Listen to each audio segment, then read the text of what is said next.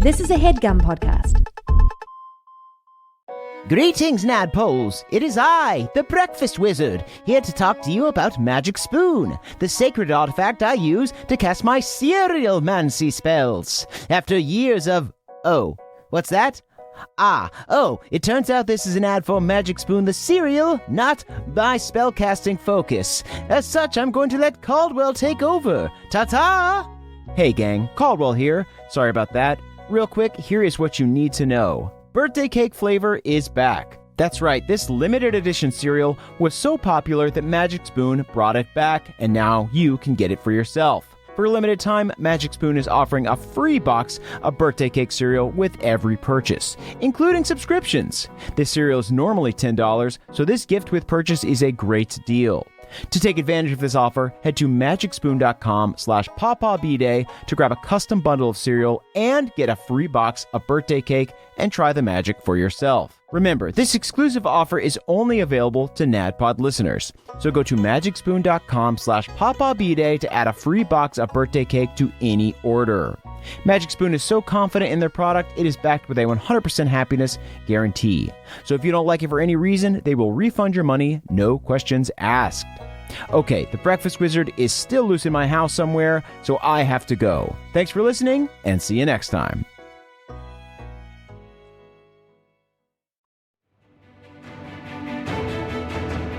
Welcome to the campaign after the campaign. This is not another D&D podcast.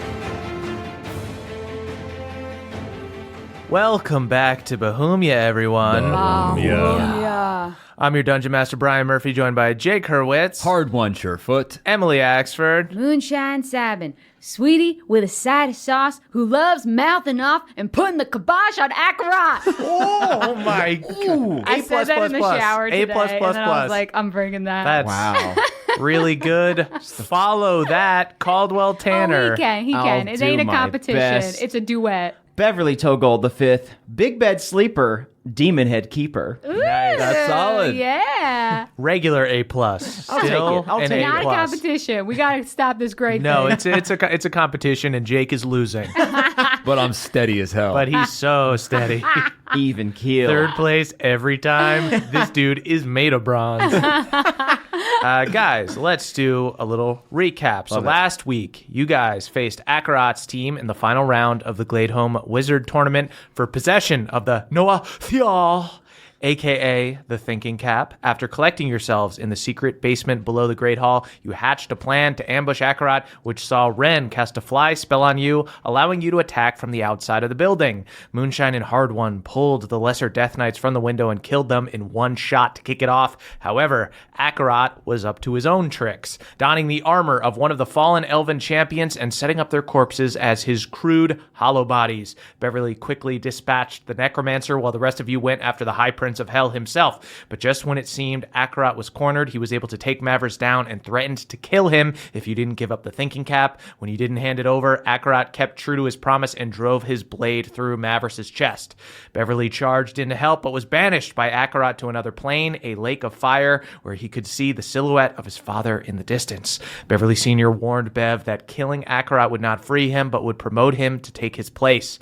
Luckily, back on the material plane, Moonshine shot Akarat with a lightning bolt that did a staggering amount of damage, breaking his concentration and allowing Beverly to return to finish him off. Beverly removed his head, but kept him alive, his jaw falling off so he can no longer speak, then revivified Mavris. Moonshine took her seat on the headmaster's throne, and you were all declared the winners. The doors to the university shot open, and you were joined by throngs of people all celebrating. Moonshine looked out onto the crowd as the Crick Elves and the High Elves were, for once, in this thing together. Also, you locked Ren in the basement. Sorry, Quixis. And that's where we are now. Yeah, you just hear downstairs over the cheers, Quixis yelling at him to get out. Get out. Oh, how do I get out? I don't know how. I don't want to hang out with you. So you guys are in this great hall. Everyone in the city just saw your exploits through various magical projections. So not only are they ecstatic that the Elven team won, that the university team won, but they're also just happy to be alive like for a second there, it seemed like the whole city might plummet. So they're just excited to be alive. Even the more kind of reserved high elves are just partying, completely blending in with the crick elves, shotgunning ale. Oh, how dirty is the scene? The scene is very dirty. Yo. It's I getting cannot pretty believe- hyped. I tell you what, these two tribes are gonna make a beautiful picture together once they yeah, mash up all their beautiful colors. Do you think there's going to be a couple more moonshines conceived tonight? I think there might be some moonshines made tonight. Yeah, you see Cooter in the corner talking to a high elven woman. He's got his arm up on the wall. Oh, Yeah, you can float on a leaf, kind of any kind of leaf. You want like a log or something like that. Moonshine, give him guidance. I cast guidance on Cooter. Cooter seems like it's going really well. She's really into Cooter. Wow, you're so exotic. I've never met anyone like you before. Yeah, that's what a lot of people say that when they meet me for the first time. Just scratches his belly. I think they're going to go all the way. Yeah, I think so. Marriage, I mean. And then back, and Yeah. then, you know. You guys see It's going to be a round trip a couple times, I think. Mavris thanks you all for the help, but he was just recently killed, so isn't feeling great. So he just kind of sticks around for like 2 beers, just really polite, Very puts the time in. uncharacteristic. You know he's struggling. Yeah. And he retires to his new room. His new dope room. Upstairs in the king's quarters. Lucanus is just, I can't believe I let him have that. That's insane, truly. Before he leaves, I check in with him to see if he wants me to come back to the after party, but I guess he says no. Yeah, he walks off. He does like an Irish goodbye before you can get to him. He's already kind of Wow. walked off. Honestly, very cool in its own right. Yeah. So you guys are all kind of hanging out in this great hall near the throne, probably a little shell-shocked and exhausted, but happy. You're kind of coming down from adrenaline right now. You see that the sun has just gone down. It was around sunset when you guys finished. You can see the glow of arcane lanterns, these spheres glowing purple, lighting up the night. And you're here with Lucanus, Balnor, and Erdan. Carl as well. Carl came with Balnor. This guy is so solid. Balnor's just trash. He made sure I got here okay. Yeah, I don't know. I just, he seemed kind of out of control, so I figured, Carl, we owe you a debt. Yeah. And then you guys see through a crowd of crick elves, Mama scrambles in. And runs up and hops into Moonshine's arms. You've done it, our daughter. I bend the knee. My champion, my other champion. I'm Turns prostrate. straight, Beverly. Gotta be. It was not without the help of another little champion. Meow. And Papa then I came say, out. Papa, show her what you can do. And I do a quick fungal form on him. Meow. Turns into a monster. I'm so proud of you, my little scramble man. Gives him little possum kisses. And Papa goes, meow, meow, and tries to crawl back on her back. Again, we don't do this, especially not when we're in fungal mode. My goodness. I'm very happy that you have this new big form, but you need to learn not to do that. I'm weeping openly. Meow, meow. Trying to scramble on her. Lucanus, does the Academy have a mascot? That's a good, it's not something we've ever thought of. Yeah, I would think that maybe since we won for Glade Home, that maybe we could have 1 or 2 favors in addition to the Mavris favor. We actually do have gifts for you. Oh. Oh, cool. Yeah, no, that's cool too, actually. Yeah, but maybe also a possum could be the mascot of your Go school. ahead and give me, he's your father, so go ahead and give me a persuasion check with advantage. 14. 14. You see Lucanus goes, it might be an unpopular decision for me to put like a giant possum on the banners, but how about all banners for the university that come out going forward will have a secret possum, just a sort of little small possum hidden in there. That's fun. The tour guides will have a lot of fun with that. There you go. Yes, that'll be sort of a fun fact that there's a little possum. Okay, thanks, Pops. And The other thing is I thought maybe we could rename the Noah Thwal. the Noah Thiaw. Yeah, maybe something It's a little perfect name, though. more approachable, though. Like the thinking cap? Sure, thinking cap or noodling beret, whatever The you feel. noodling beret. Interesting. You see, Mama goes, it would be appropriate. It is also the relic of the Crick Elves by their right. And it does translate directly to the noodling beret in Crick. You are so sage. Thank you, my champion. You fought well. Kinder words have never been bestowed upon me. I was not scared for a moment, except for briefly when the whole city started to shake and kind of lurch forward, and Oh, Sure. yeah. Must have thought that was the big one coming. that was not Yeah. great. But you've all done well. You saved us all. And Lucanus turns to you, Moonshine, and goes, Moonshine, I believe it might be time to return the thinking cap to its rightful spot on the wall. I couldn't agree more. Would you do us the honor? Absolutely. And then I say, this one goes out to Mavericks. I kiss it, and then I toss it like a frisbee. Whoa! You see, Lucanus instantly wants to reprimand you, then just calms down, catches himself, gets into the spirit of things, and you're able to, I'll say one last burst of telekinesis Nice. to make it fly forward, and it sets back in the wall where it's supposed to be, and everybody lets out this big cheer. That's a frisbee golf hole in one. And then Lucanus goes to you. He goes, "I'm sorry that you couldn't keep it. It looked great on you. You used it so well. Thank it was you like so you were." much. Honestly, it is a power that I think it should only belong on occasion to but one person. I do not think that it should reside on anyone's head for too long. I think a lot of wise people would agree with you. The wisdom of the Crick Elves. The wisdom of the crick. What have I been telling y'all? We are wise folk. That is correct. Mama chimes in. The wisest of all. I cheer this and just watch Cooter neck in the corner. Yeah, Cooter and his lady are full on making out super hard. Jeez, take it to the timeout, Zach Cooter. What? And Lucanus continues, and he goes, but yes, we do have gifts for you all. You see he motions for an air elemental who comes in bearing gifts. And he turns to Hard One, and he goes, Hard One, for you, a suit of our finest elven plate built by dwarves, then enchanted by our wizards for maximum mobility and pizzazz. Pizzazz. He hands you a beautiful set of plate armor. It doesn't look nearly as bulky as a normal one, like ones that you've stolen off guards before and stuff. It's like the armor you saw the elven champions wearing, shiny and sleek and beautiful, rather than having big, bulky parts that kind of slow you down. This elven armor is made of lots of tiny pieces that form fit your body. Finally. Hands it to you. If you'd like to don it, you may. Is it almost like a bodysuit? Like a wetsuit? No, it's just It's like skinny armor. yeah, Oh. yeah, Like- like exactly. skinny- It's skinny European jeans fitting versus, armor. I see. It's the armor from Top Man, I imagine. Yeah, you could see the bulge of your muscles through the little chain links between some of the bigger pieces. Yeah, all right. I've never had pizzazz before, Lucanus. I might have to stretch it out just a little bit. 'Cause I love pizzazz. This is +1 plate. ooh. So your AC is going to go up by 1, and it has no dex disadvantages. It is just Tight. real dope set of armor. Mama, I will make you proud in this. I put it on. My champion, you look even more champion-like than before. Also, you're a half-elf now. I didn't know about that.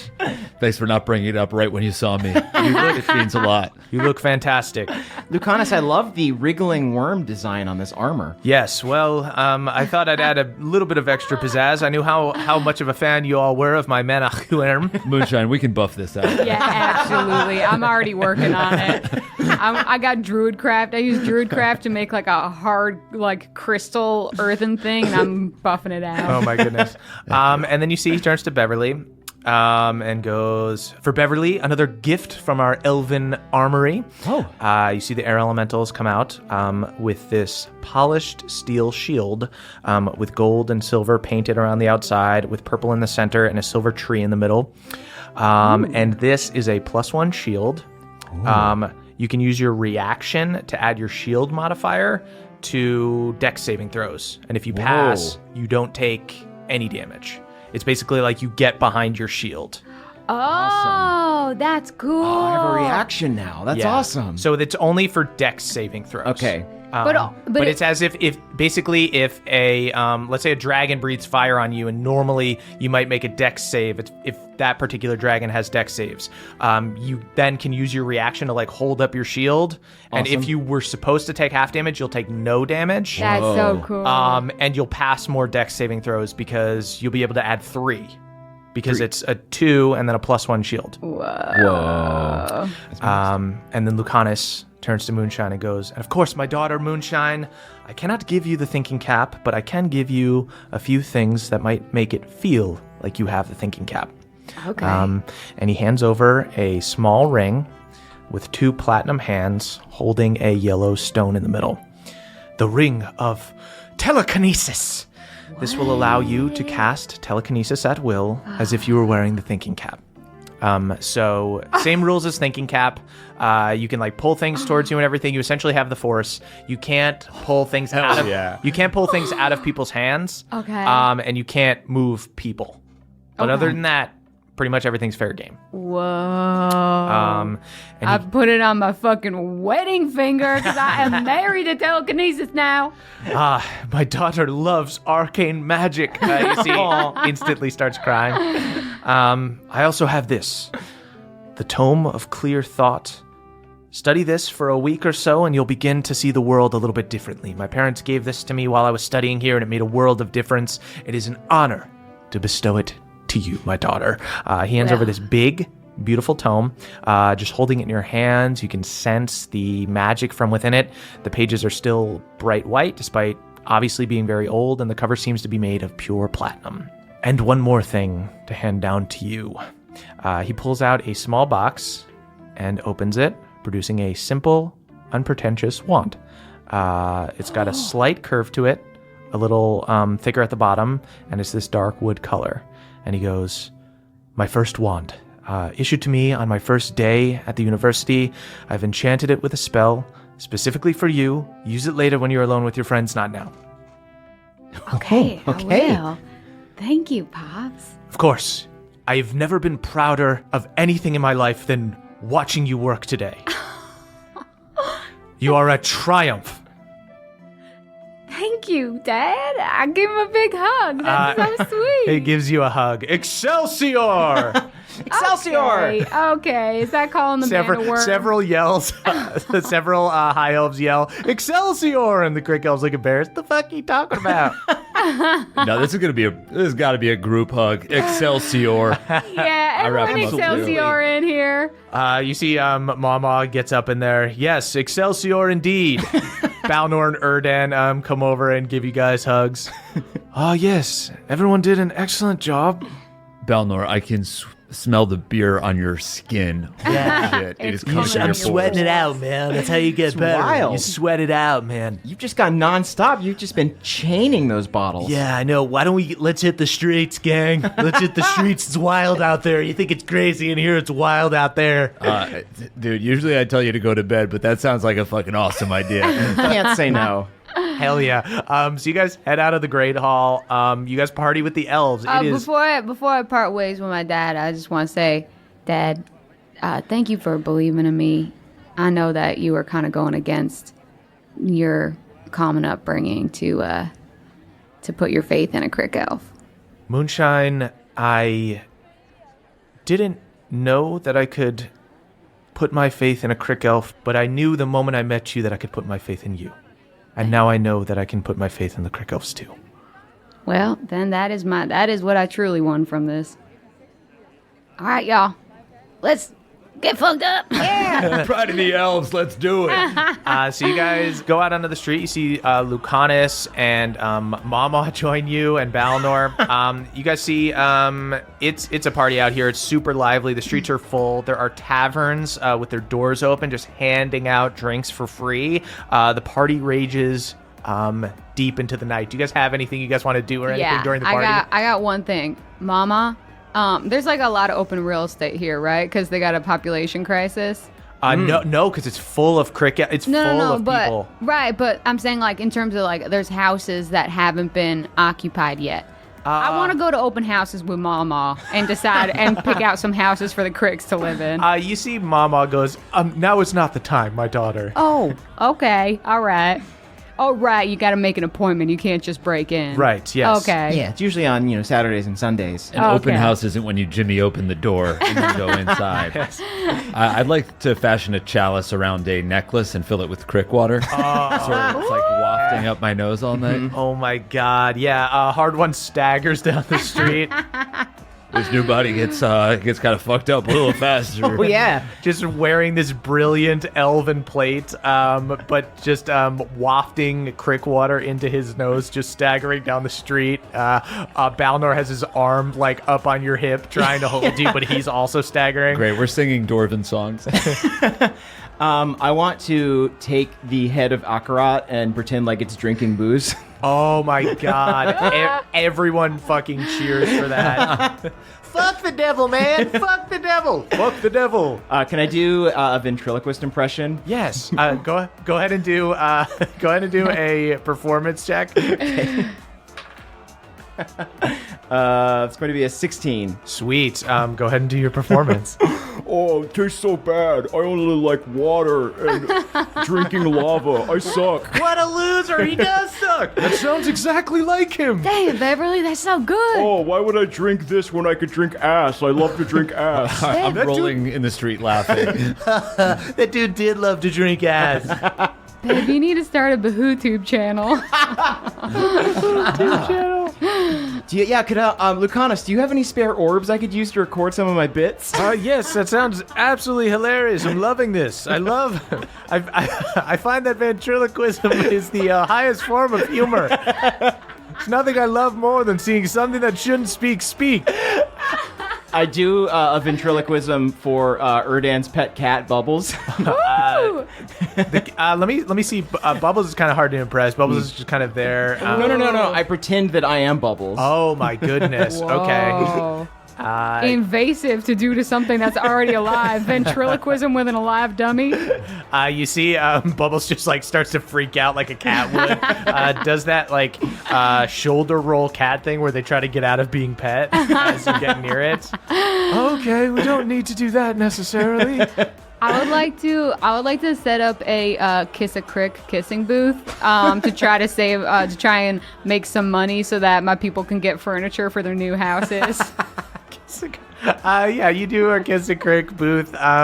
People come by and throw gold. This feels a little weird. Are you okay with this? Is this fine? Yeah, absolutely. All right, let's kiss. Yeah. I'll do a kissing booth too.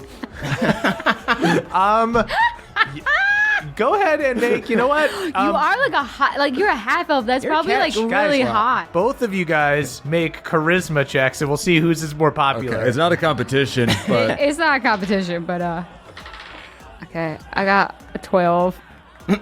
15. Oh damn! You guys see that there's a few more people at Hard One's kissing booth. I try to wink at Moonshine, but then I pass out from crick water. Beverly starts keeping Hard One propped up and doing ventriloquism for him, so it looks like he's still awake. People come. Step right up. Once Hard One passes out, they just start donating money to your cause. So the party rages into the night until eventually you suddenly hear a horn. And it sounds as if it was amplified by magic. It doesn't sound. God, is it a surprise DJ Khaled performance? I knew it. It does not sound like that. You guys look up and you see on a floating platform are a few of the Glade Home Kingsguard. These 3 knights in golden armor and purple capes, led by an archwizard who looks an awful lot like Ren, with slick back, silver hair, and a gold robe accented with silver and purple. You see that the crowd kind of looks up at them a little confused. They just kind of quiet down to like a collective grumble. And the Archwizard speaks and goes, okay, everyone, congratulations. You've had your fun, but it's after midnight. It's time for the Crick Elves to get out of Glade Home. Thank you so much. Goodbye. And you guys see, approaching from the Royal District, on the opposite side of the city from the university, a couple hundred city guards begin approaching. Oh, I instantly sober up. Yep. I'm not going to cast a spell because that would seem... I'm standing in front. I'm standing in between. Oh, so you like... Protest? You essentially go... I run ahead to try to put myself in between before these city guards. Sweet. So you go... And I'm shouting, hey, I'm not going to cast any spells here, but I could. I was under the impression that y'all might feel a little more hospitable to my people, given what just happened. Go ahead and give... You can either do intimidation or persuasion. And you can do it with advantage. You see Lucanus walks up and stands next to you. So not only did you just kind of help save everyone, but also, your father does have some sway. I got a nat 20.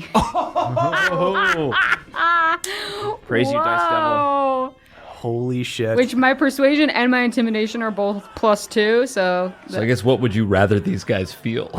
I would like them to feel persuaded. Okay. That's nice. You see that they already weren't looking thrilled about this. As they were marching towards you, they didn't have their swords out or anything.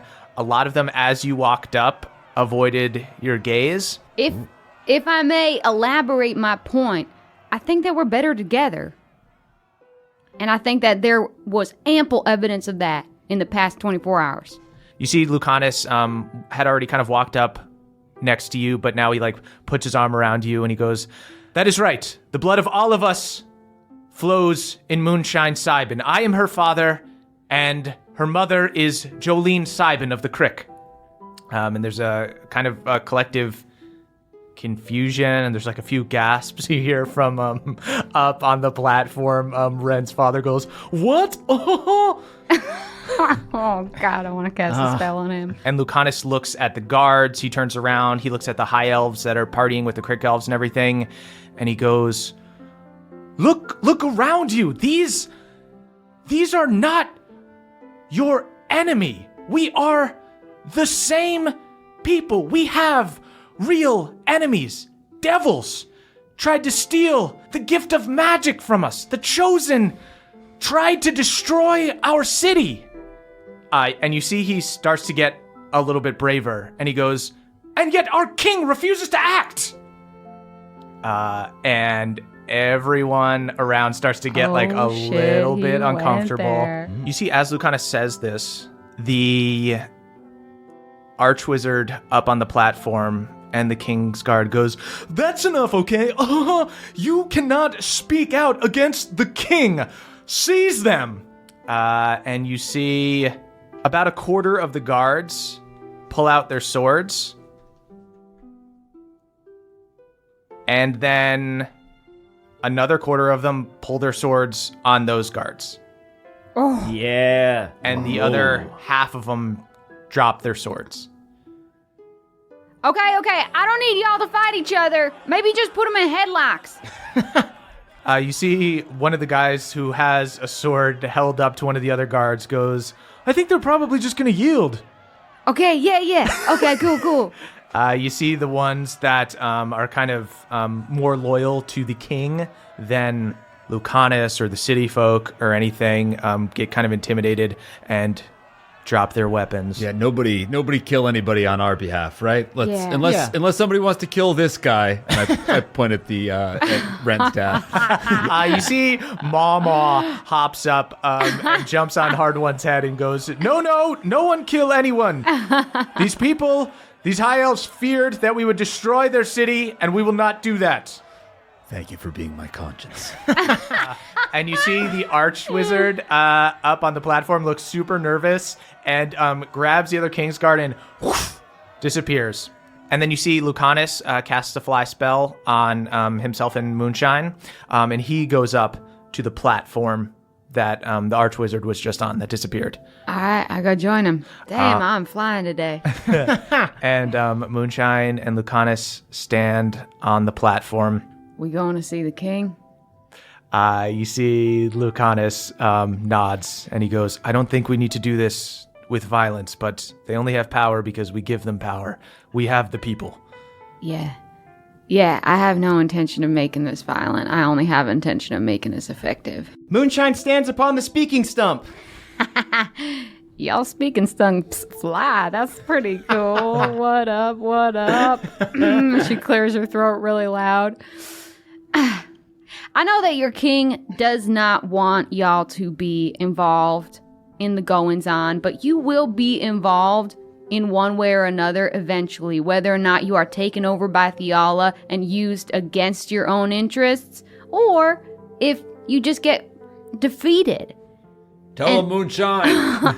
So, look, monarchy's a fucking dumb thing. I'm sorry, I know that's cruel and crass to say, but why are y'all still cowering before a king? I mean, it's good for tourism. Is it? You hear Cooter go, "Shut the fuck up, Beverly." I'll tell you what's better for tourism, a water park.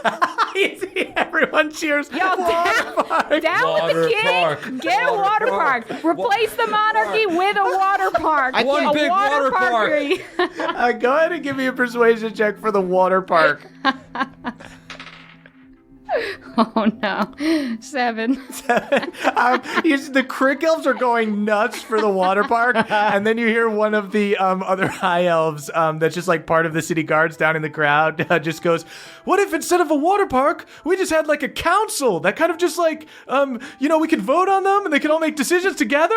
You can have both, you fool. I was gonna say, in fact, you could have them all in one place. What if the council met at a water park? That's why she's the water daughter, and you will bow before her. You see, everyone just like grumbles and thinks about this, and they go, "Water park council, water park council, Wet council, wet council, wet council, wet council, wet council, wet council." Mama yells out, "To the castle!" To the castle, but civilly Civilly and obediently. Obediently and or civilly. rather disobedient but civil. Civil disobedience to the castle. Everyone starts marching in an orderly fashion. Lucanus yells, "Excelsior! Excelsior! Excelsior!" Excelsior. Calls his Menahuerm and I'll get on the back of that. Moses and Moonshine to join the Menahuerm. So you guys all join together in a big crew and march into the royal district. You see that some of the nobles that live here join you, but other ones just like hide away in their houses and close their doors. You see them like close the shutters. Come on, hang out. Yeah, fuck you. Hang out. We don't want you anyway, you jerks. Y'all, we cannot What? be mean to the nobles, All okay? right, we need fine. to make this good for everyone. All right, I'm Otherwise, sorry. there'll be lingering hostilities. Do you want to be friends? Yeah, Cooter. Sweet. So you guys approach Glade Castle with this giant crowd. This gorgeous 3-story keep with sleek elven architecture. Nothing is blocky, all smooth curves. Banners with the city's colors hang from the walls. It's surrounded by an artificial moat.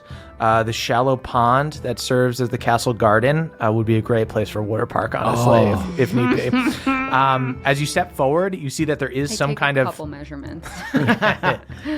Yeah, we could put a slide around here. That's good thinking.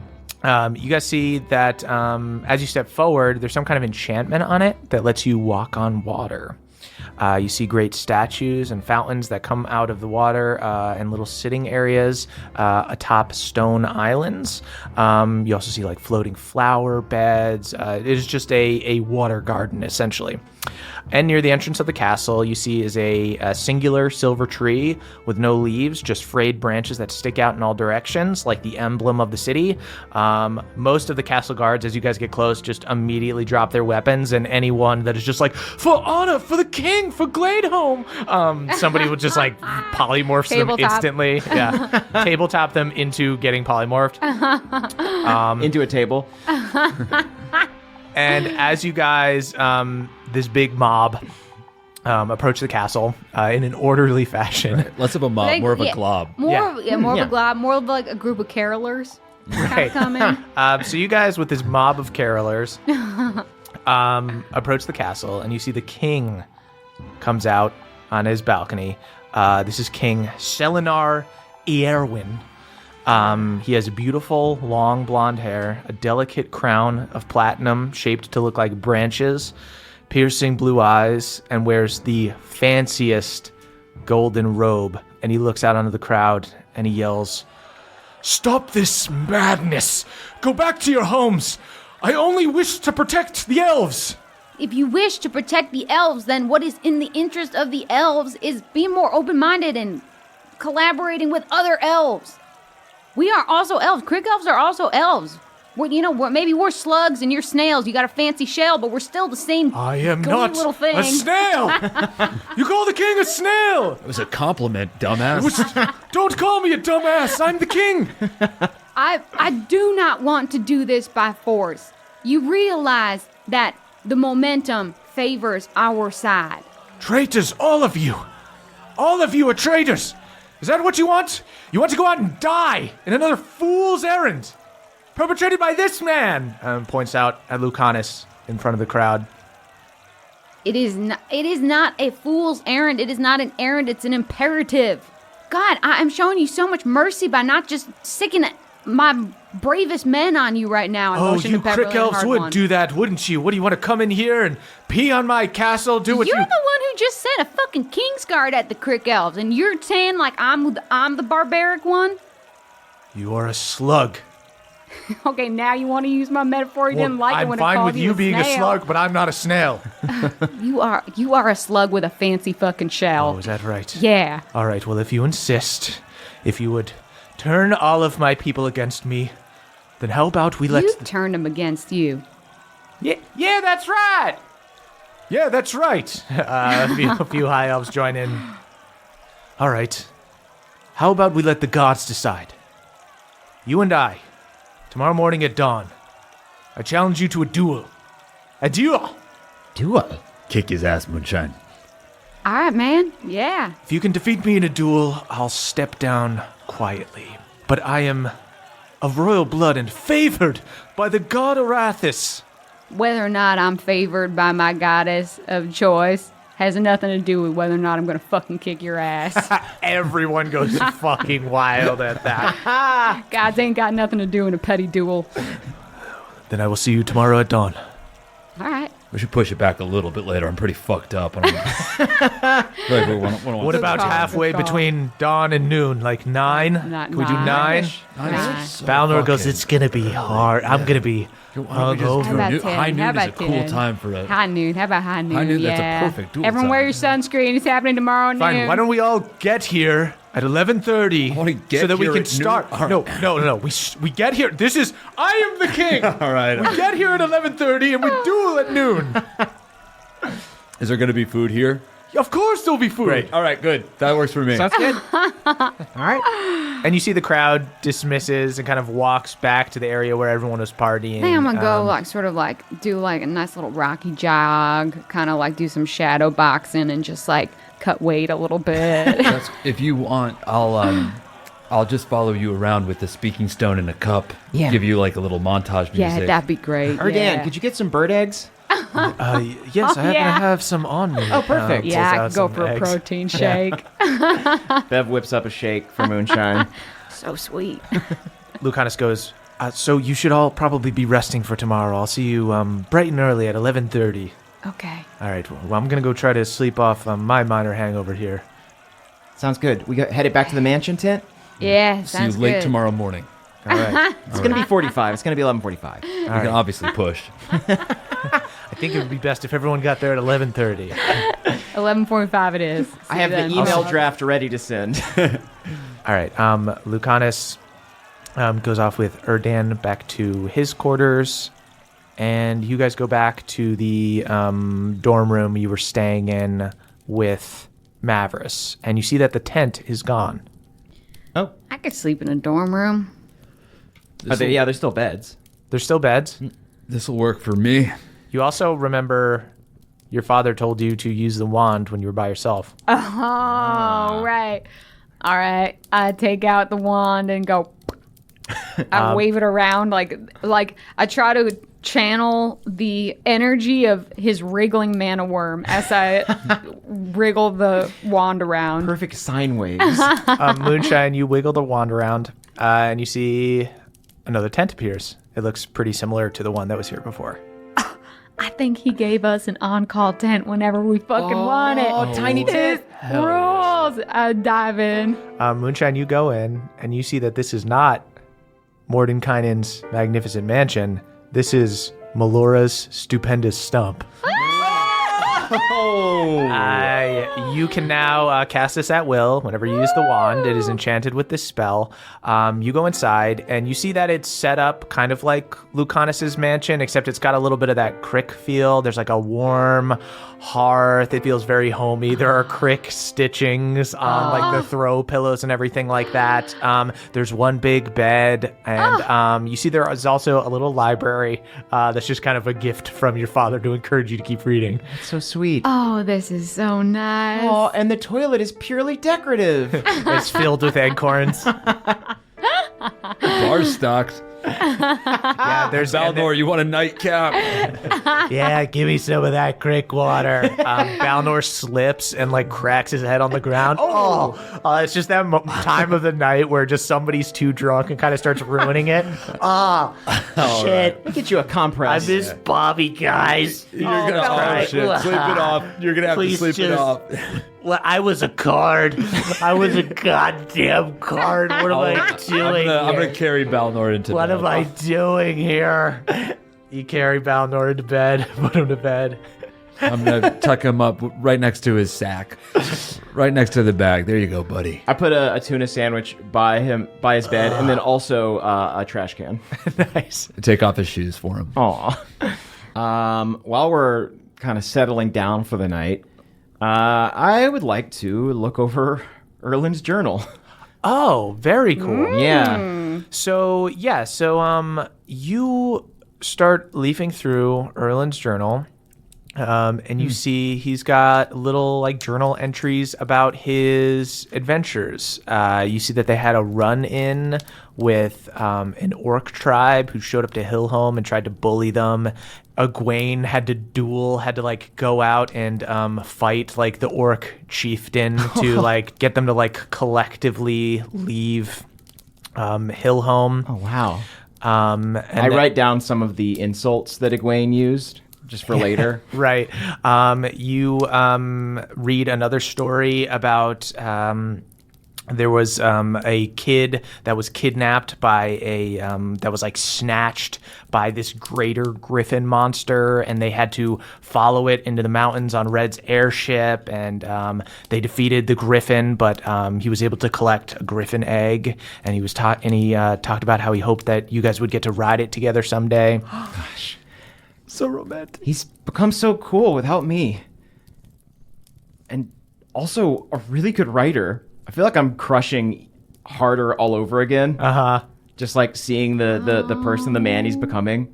Yeah, it's like clear that he's kind of, even though it's only been a few weeks, it's kind of the same with you guys. Like, this is a magical world. These are heightened times. Yeah. These guys have gone on kind of just as many adventures in this short amount of time span as you guys have. Spin off.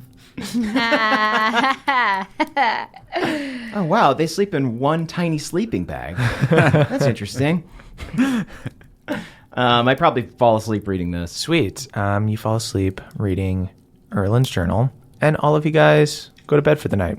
So you guys are sleeping in, probably planning on getting there like 2 minutes before you need to, when suddenly a head pokes inside your tent, aka your stump, and it's Erdan, and he goes, "Oh, everyone, I just wanted to let you know it's 10 a.m. I just So if you wanted to have like 5 more minutes. have just like if you want to have a little breakfast or something, I just wanted to make sure I everybody actually was." do want to have a breakfast, and I would like to make myself a hero's feast. Ooh. And then after I make my hero's feast, I want to do a zealot's trance to try and get that 6th level spell back. You little fucking metagamer. It's so good. If fucking Erdan didn't wake you up early, I was just doing it as a joke, but he totally helped you out. Awesome. Yeah, go ahead and roll it. Can we have some of the feast too? Yeah, y'all get in on this. Wow. I was gonna, even if it doesn't Much give me needed. anything, I'm looking at the pan and seeing if there's any bacon left. Oh, yeah. Okay. It's like a throne of A biscuits. hero's breakfast. Balnor's super pumped. I was super hungover. This is doing it for me. Yeah, absolutely. Your head looks nasty, man. This Oh is like- my god. He looks in a mirror. What happened? You cracked dome. Wow. Yeah. No, you were being hilarious last night. It Was I? Epic night. I didn't say Balnor. anything weird, did I? No, you were just cracking wise all Yeah, night. We just loved classic it. Balnor. Absolutely vintage. But if you ever need to talk about anything, we're here. Why would I? Yeah, no, I'm No, fine. we're good. Everything's out in the open Solid. for old Balnor. Yep, Everything's walls. fine. Build them high, Yeah, build them thick. build them high. Make 'em wide, you make 'em guys, strong. as you eat this hero's breakfast, you're instantly cured of your hangover. Huge. Guilt I'm having free. to make this every single morning. Shit, if this is something you can do, that's really nice. all you have to do is eat 12 biscuits and then you don't have a hangover. This rules. While we're prepping, while we're eating, I would like to invite Moonshine to join Hard One and myself, and Balnor, if he's up for it, for some last-minute squats. Ooh, yeah. Some inspirational squats. You, Oh, nice. You lead this session, Bev. It's been a while. I got to get back into it. Let's go. All right, so we're doing inspirational squats. I think about 10 minutes of squats just to get limber, just to get loose. 10 minutes is what I usually do to warm up. We don't want to overexert. You know, she's got a long battle ahead, but I think you want the legs nice and warm. I'll do lunges on the walk over. Smart. Bev, are you? So this is like inspiring speech, but inspiring squats. Yeah, this is inspiring squats, which is the new official flavor of inspiring speech. Moonshine, you see the gingerly way with which Beverly is squatting really inspires you to get deep and improves your constitution. Go ahead and it's extra hit points, right? Yeah, it's plus 16. Yeah. Damn. You are buffed up, girl. You gotta get deep. You gotta dig deep. I'm digging deep. It's like sitting into a better life. Ooh, That's what I like to think of squats okay. as. So, Moonshine, you make this hero's breakfast. You consume it. You do your zealous trance. You do squats with Beverly and Hard One. And you see Erdan goes, all right, now we're really cutting it close. We should really get going. Yes, of course, Rodan. Summon us our worms. Would you like mana whirms? Yeah, let's do it in style. Absolutely. Let's show them there ain't much difference between a crick and a high elf. Erdan leads you out into the like university area where like all of the dorms are, like directly outside your dorm, and you see Lucanus is waiting there with 3 mono whirms for you. Great. Excelsior, are you ready, my daughter? I'm ready. I'm ready. Sweet. So you guys wriggle and ride. Many high elves look jealously at your mana whirms. They love those guys They here. see us rolling. They see you rolling. These high elves seem to be obsessed with me. Yeah, we didn't talk about how Yeah, popular your you're- kissing booth was. You're getting a lot Really? of winks my as you God. go through town. And you guys get back to the castle. You see that there is a huge crowd gathered. You see the king is warming up with his king's guard, and this dude looks geared up. You see he's wearing enchanted golden plate mail that looks even more intricate than the normal elven plate. He has an arcane shield that just floats around his body and protects him without him using his hands. And he has a rapier in each hand and is doing the like extremely dorky high elven style of fighting. Ha ha! King on the water! Ta-ta-ta! Ha! And you can see that like the King's Guard's kind of letting him win a little bit, and the archwizard Ren's father goes, "Oh, excellent strike, sir! Oh." Moonshine, even if he yields, you can kill him. I know. Let's see how this day goes. Okay, let me know when it's like a minute before, and I'm gonna symbiotic entity. Sweet, yeah. The archwizard motions for everybody to be quiet and calls you and the king to the center of the garden, the water garden. And you're gonna symbiotic entity? Yeah. Okay, you turn into a symbiotic entity. I am gonna say you're not gonna be allowed to use Pawpaw. Yeah, I wasn't intending Okay. to. Pawpaw. I don't think that'd be a fair Pawpaw fight. He's so powerful. Papa watches as a monster on the side, ready to get involved. Papa, if he kills me, you can come in. I massage Papa's shoulders. He looks super mad. So Moonshine stands in the center of this garden. Big crowd. Basically makes like a U around the combatants, and the rest of the circle is filled out by the castle.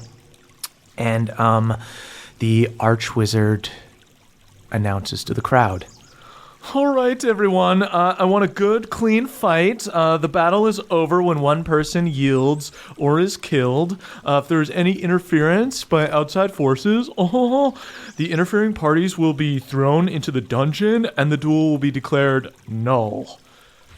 Weird Crick Elf, are you ready? Yeah, shitty high elf. Excuse you. I'm the Archwizard Rin. Ew, you named your kid one letter different than you? Why would I not? Your son's 1,000 times cooler than you, which is really not saying a lot. Y'all are so lucky I just did not go coup style, because you would be so easy to overthrow. You are so unlikable. And you see the king goes, all right, Rin, calm down. Just get it started. And he goes, all right, everyone, and let's hear it for the king, Selenar Earwin. And All right, yeah. there's a chorus of boos.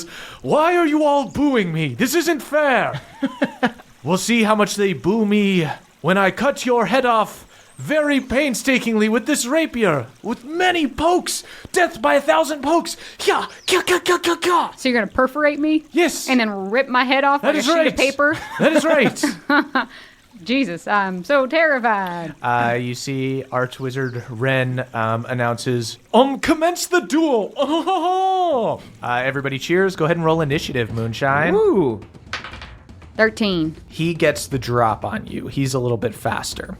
You see he is wearing this golden plate, and then there are like gems infused in his armor, and then he's got this arcane shield that just whirls around him, kind of like following your blade as you move it and get into position. And he does beat you, and you see on his first turn, he pulls out this little thing that looks like it's a sensor. It looks like it would be for like incense or something. And he goes, I call forth the power of the elementals. And he opens it up and you see an air elemental appears next to him. And that's allowed? There's nothing in the rulebook that says he can't use the items that are on his person. This is all fair. This is very honorable. I'm going to just sort of inch my way around the circle just so I'm standing near this fucker. Right.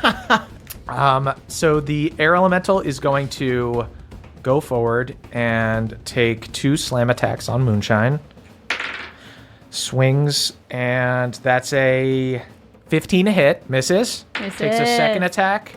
That's a 24 to hit. That does hit.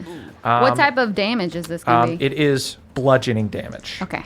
Blustering. So Moonshine, you take 10 damage. You guys see the crowd reacts with an ooh as the air elemental like slams her into the ground and Moonshine pops back up. Moonshine, that is your turn. Okay. I'm going to cast a 5th level Wrath of Nature. Okay.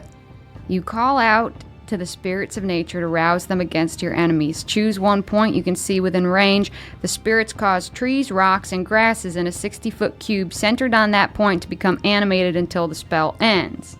At the start of each of your turns, each of your enemies within 10 feet of any tree in the cube must succeed on a dexterity saving throw or take 4d6 slashing damage from the whipping branches. At the end of each of your turns, one creature of your choice that is on the ground in that cube must succeed a strength saving throw or become restrained until the spell ends. And then for rocks, as a bonus action on your turn, you can cause a loose rock in the cube to launch at a creature you can see in a cube. Make a ranged spell attack on the target. On a hit, the target takes 3d8 non-magical bludgeoning damage and must succeed a strength saving throw or fall prone. So essentially, I'm trying to turn nature against him. My God. You created like a car wash. I'm nervous. I've never used this spell before, so I don't know if it's good or not, but It seems cool. it seems cool. I can picture it in my head. It seems great. That is the king's turn. The king is going to run forward. Beating you with just my talent. Oh my God, it just began. King on the water, king on the water. Dances on the water and strikes forward with a rapier. First attack. He's spamming his move. I see a tiny little skid mark in his robe. Do you see that? First attack is a 21 to hit. Thought it was a brown ruby. That but I think hits. it's Okay. Moonshine, I need you to give me a Constitution saving throw. You see as it goes, as it strikes near you, you see that it looks to be coated in some kind of poison. 15. That passes. Moonshine, you take 14 damage from the first rapier hit. He uses second attack. That's a 20 to hit.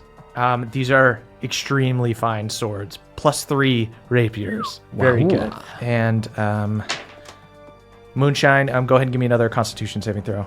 Oh, actually, I'm actually immune to poison because of my Hero's Feast. Oh, that's amazing. Yeah. Oh my god, so you're completely immune to it? Yeah. So Moonshine, so cool. you only take 8 damage from the first attack, because some of that was poison damage. Oh, Because you take poison damage even if you aren't poisoned. So you're immune to it. So he stabs you with it and he goes like, "Oh, feeling sick at all yet? Huh?" No, I'm actually feeling fucking great. I had this great breakfast. Impossible. I had huevos rancheros. The second attack only does 8 damage because you don't take any of the poison damage. Then it's going to take an offhand attack and misses on the offhand. Gets a little frazzled. Okay. You sure you're not feeling sick yet? Not at all. Not in the slightest. Does a flourish and bows to the crowd. Our moonshine makes other people sick Okay. I think in a that lot of ways. I start off my turn. At the start of my turn, the trees, any tree within 10 feet of this dude, he has to succeed a dexterity saving throw or take 4d6 slashing damage Okay. from whipping branches. Is he near any trees? He's definitely near trees. There's trees all around. Okay. Shout many? out to the 2 crew. Yeah. Okay. So 'em.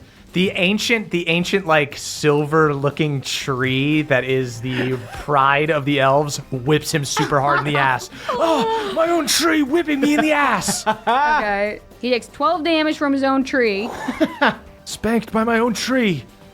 Everything here hates you. Hey, Rin, I checked in the rule book. It says that's totally allowed. I minor illusion a rule book that says, eat my butt. That's not a rule book. That's not even a real rule book. It's absolutely real. I don't know what to tell you. He dispels magic on your rule book. Stop waving rule books that aren't real. Gotcha. And then I'm gonna spores him for 18. Sweet jeez. Then I'm gonna he attack doesn't like that him. one bit. I'm gonna attack him because any of this Wrath of Nature stuff isn't actually part of my Okay. action. You guys see it looked bad for a second when he instantly pulled out this air elemental thing and they started double teaming her, but Moonshine very quickly starts to take Yeah. control and you hear the crick elves are going nuts. I've got 3 more things to do. 1, attack him. Okay. Does a 12 hit? 12 does not hit. It Okay. blocks with his magic shield. Then as a bonus, I'm gonna hurl a rock at him. Sure. Mushrooms, trees, and rocks all attacking you. Shout out to the 2 crew. It's definitely gonna miss. You see the arcane shield blocks your sword attack, then comes around and blocks the rock, and he goes, "Yes, I earned that shield by being rich." Yeah, you really did. You realize that your own fucking front porch is like rebelling against you right now. Okay, and then the roots and vines. At the end of my turn, 1 creature of my choice that is on the ground in the cube must succeed a strength saving throw or become restrained until the spell ends. So he can do a strength check against my spell save DC. Okay. Jeez, that's an @6, and he's not super strong. You see vines burst out from below the water and wrap around him. What? No, my own cool tree. I don't think your tree likes you so much. There's fighting dirty, and then there's fighting dirty. Yeah, and there's fighting Rudy. You see the air elemental's going to slam on you twice. Misses on the first attack. Shout out to the 2 crew. Misses on the second attack. All right, we're all missing. That is his turn. Can he use anything to try to get out? It says a restrained creature can use an action to make a strength check against your spell save. Okay. So he is going to use an action to try to get out. He's going to try to wriggle out. He starts wriggling. Okay. High elves are known for the wriggliness, and I am the king. I am the wriggliest one of them all. That's only a 12. That does not save. Cool. Then he is going to use a bonus action to try to use his offhand to poke at you. This was your mistake, trying to get close to me. I have you right where I want you. Just like flailing in the air. You see Rin, the archwizard. Oh no! You still think this is funny? Why? That is a miss on the bonus action attack. Okay. Has to roll with disadvantage. That's back to you, Moonshine. Okay, so now me and nature have advantage on him, right? Because he's restrained. Yes. All right, tree's gonna attack him again. Oh my god. I'm gonna assume a 24 hits. A 24 just hits, yeah. Okay. He's armored up, but yeah, you whip him in the back of the head. 16. Ow, ow. tree. That hits him for Tree, 16. tree. Make the tree king. I spores him for 18. Oh my God, you're kicking his ass, Moonshine. I'm gonna attack him. oh my God. Nat 20. Oh my God. I am in fungal form, so that's gonna be 4d6. Behold your king. So that's 27 more damage, and then I'm gonna hurl a rock at him. So insulting. You absolutely beat the shit out of him. Does a 19 doesn't hit though. 19 does not hit. Okay. It's hard to hit someone with a the wet shield. The shield blocks for him. Oh, Just like, stop it. that's my turn. You see on his turn, he goes, all right, I'm going to give you one last chance to yield One last chance. before I pull out the big guns. I'm just so curious to see these big guns. Are you? Yeah. You're still restrained. Yeah, so far you haven't pulled out any guns. So far you haven't pulled yourself out of the roots. You see Archwizard Rin looks at Hardwin and goes, he's talking. Is that I think that might count as interference with No. this. Might have to be null. No, you're talking. You see the king goes, yes, I think this might be null. He's getting involved. Wait, Rin, can I see the rulebook real quick? No, I'm surprised you know how to read, you dirty little guy. And you see Oh, babe, I'm so proud. They think you're dirty. Wow. Look at you walking around without shoes. What's wrong with you? Oh. You insult my people. I mage hand the book and slap him with it. Ow! They're attacking me, King. Stop him! Oh. And the king just looks quietly down and whispers to you, Moonshine, and goes, all right, I yield. I pretend not to hear it and I attack again. Whispering is so funny. All right, I yield. Just relax, all right? Does a 23 hit? It does. As the sword swings down to it, he yells out, I yield! I yield! I super yield! Oh, okay. Moonshine, you redirect the sword, swing it back up. You need to catch yourself. You see he dismisses the air elemental. And before there are cheers, there's just a look of shock amongst everyone. I call the roots to retreat so that he can stand up. But as soon as he stands up, I make the roots trip him one last time. Why would you do that? I'm already at my lowest. I don't know. Roots have a mind of their own, honestly. Fine, if this is what you all want, if you want to die in senseless wars, if you want to follow people like this, whatever, snail elf, Victor? slug Winner? elf. What? Like this Victor, this winner? You were looking for a word to title me with, so I was suggesting some options. Yes, you've won the day with your outside interference, using trees and all kind of things, because you don't want to fight me, elf on elf. Can I cast heat metal on his fancy, You cast it. He takes it off, and he's just in golden Mormon underwear. All right, I'm truly at my lowest here. Fine. Clearly haven't been washed in some time. I rescind my titles. I will retreat in shame to my summer castle. Oh, of Out in the course. So sea. tough, My so family tough. has been ruined. I'll have only my servants with me, my wife, all of my children, and only a healthy amount of supporters to come with me to worship me day to day. Anyone who's considering supporting him, just letting you know there is going to be a water park where we're standing right now. You hear there is a giant cheer finally. Everyone cheers for Moonshine. Give me an M. Damn! Give me an O. Oh! That's enough. Oh my god. Everybody cheers and runs in, and Balnor and Lucanus and Erdan and Oh, so nervous! Beverly and Hardwon join you, hoist you up as everybody cheers. Ladies and gentlemen, Moonshine Sybin, the keeper of the crick, and the pride of the elves. Pride of the elves! Pride of the elves! Pride of the elves! The elves. Thank y'all, but you know, you can be your own pride, you know? Everyone can be their own pride. I like it when somebody else is the pride. Her saying I'll that be kind your of shit is pride. exactly why she's the pride. Wow, he's absolutely right about that. Yes. Yeah, he's right. Wow, Moonshine, you're just better than us. Wow. Unlike the wizard tournament, all I feel right now is relief because I thought I super fucked up by casting Wrath of Nature. So Moonshine is just feeling relieved. No, it was so good. It was so dirty and so perfectly moonshine. Okay. After the kind of initial adrenaline boost of Moonshine having won, there is this kind of collective, well, what the hell do we do now? And you see Lucanus projects his voice with a spell, and he goes, I believe that until we can put together a council and elect them fairly, I suggest we nominate a representative from the Crick and the High Elves to take over in this current situation.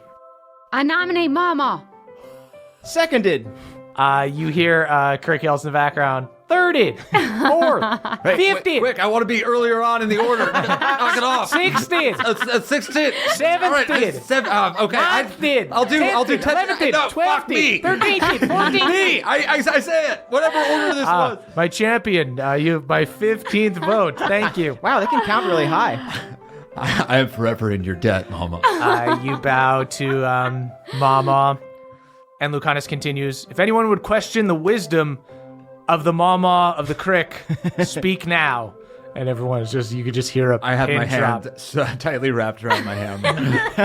And Mama goes, thank you all. You honor me. And Lucanus goes, given the current situation, we should also elect someone to represent the High Elves. I nominate Lucanus. Lucanus! Moonshine's dad. You see, Lucanus holds his hands up. I have my responsibilities as the headmaster. I don't think that I should be taking on any more. I already have... Bubbles! Carl. Carl. So solid! you see a bunch of people I guess murmur. he's technically a tiefling. He's a tiefling. And like 19. Damn. People start murmuring. Lucanus goes, there is someone who is as solid as Carl, much less extra than me, and always takes time to think things through. Erdan. I would like to nominate Erdan. Yes, I second it. You're the man, Erdan.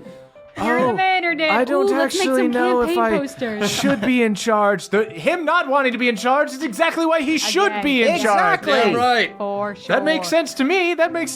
Yeah, I mean, I like him. He's kind of weird. He's got a weird skeleton cat. Skeleton cat. Oh, I nominate a skeleton cat, actually. All in favor of Erdan's skeleton cat. Yay. And by proxy, Erdan. Bubbles Fine. and Mama. That's a classic ticket. That is a winning ticket. Bubbles and Mama 2072, which is the year we are in. Cheers are let out from the crowd, and you see Mama scrambles up into the silver tree, the Such pride of Glade Home. And she looks out onto the crowd, and she goes, "My people, the High Elves are dead. The Crick Elves are dead. Oh, Okay. Long live the Elves." The elves. And everybody cheers. damn, she knows just what to say. That's so Eloquent. much better than just talking about water parks like I did. What a politician she is. See, that's the message, but the water parks, that's the policy. Absolutely. You're right. I talk too much policy. You're a That's wonk. my That's issue. I need sound bites. To be standing in the future site of the Congressional Water Park. What an honor. Everybody cheers in the newly dubbed Congressional Water Park for Mama, the new leader of the Elves currently. Wow. Could somebody help me down from here? Mama's like way too up. I high in the tree. rush over. Hard one runs over, bounds up the tree. She gingerly steps into your palm, and you carry her I down. place her into my beard and descend. A seat of honor. She hangs on, claws out. So Moonshine has just won this duel. It is only high noon. Over the rest of the day, the king and the few supporters he has left begin packing up an airship yacht. It's just a very big, giant, ostentatious airship. And the king just goes, I cannot believe I've been left destitute. Just in a way, it doesn't even look like he lost that bad. You know? No, that's the thing. And Come on, kids, grandkids, loving family. Off to the summer castle. That's one thing I can stand by. They definitely don't love him, Oh, I don't right? think That so. family does not love him. Unless They they love his all money. suck. That's possible. Yeah. So this is what it's like for the Sylvan percent. Yeah. Yeah, you see a bunch of them are loading onto this airship. You also see Ren. The not Rin, but Ren, the younger Ren, who you sort of befriended in the castle, is joining his father, who is going on the airship yacht. Looks like he must have escaped the basement, and he goes up. Oh, I guess I missed a lot while I was gone, huh? How long have you been in the basement? Well, I didn't have my teleportation spell, so I had to trance down there before I could get out of the basement. I missed the whole party, and I guess the upheaval of the government. Yeah. So your dad said to relay a message. You are to be Maverick's personal servant now. No, I'm leaving. My dad says I have to go with him. Well, Where are hey, y'all going? We're going to the king's summer castle. We have a place there, but it's not even as big. We only have like 30 servants. 5 of our servants turned against us. We're gonna have to go there and recruit people that are native to the island who aren't high elves. Yeah, Ren, sounds awful. We're going to be here fighting the war to end all wars against a goddess and a devil to save really? the Ew. planet. Yeah. Why? You know what, Ren? I haven't taken any classes in divination like a lot of your fellow students, but there is one thing I know about the future. You will always be rich in money and poor in company. See, Ren looks down and he goes, but I could just buy friends with money? What are you trying to say to me? Okay, can we hit him? Yeah. I want to fight him. You're all... Can I grapple him? You go to grab him. Whoa! I was gonna say that you're all my best friends, and you've taught me that you can be dirty and poor and ugly and stupid, and still, I wish that you would live somewhere else, but I don't actively want you to disappear. You've taught me so much. I'll pickpocket him with Handy Andy. It's a 22 for Handy Andy. Andy scrambles up there. He has like a small bag that he has with him that the servants aren't carrying, but most of his luggage is being carried by people. But yeah, you pull out 9 platinum. God, we're rich. Dang.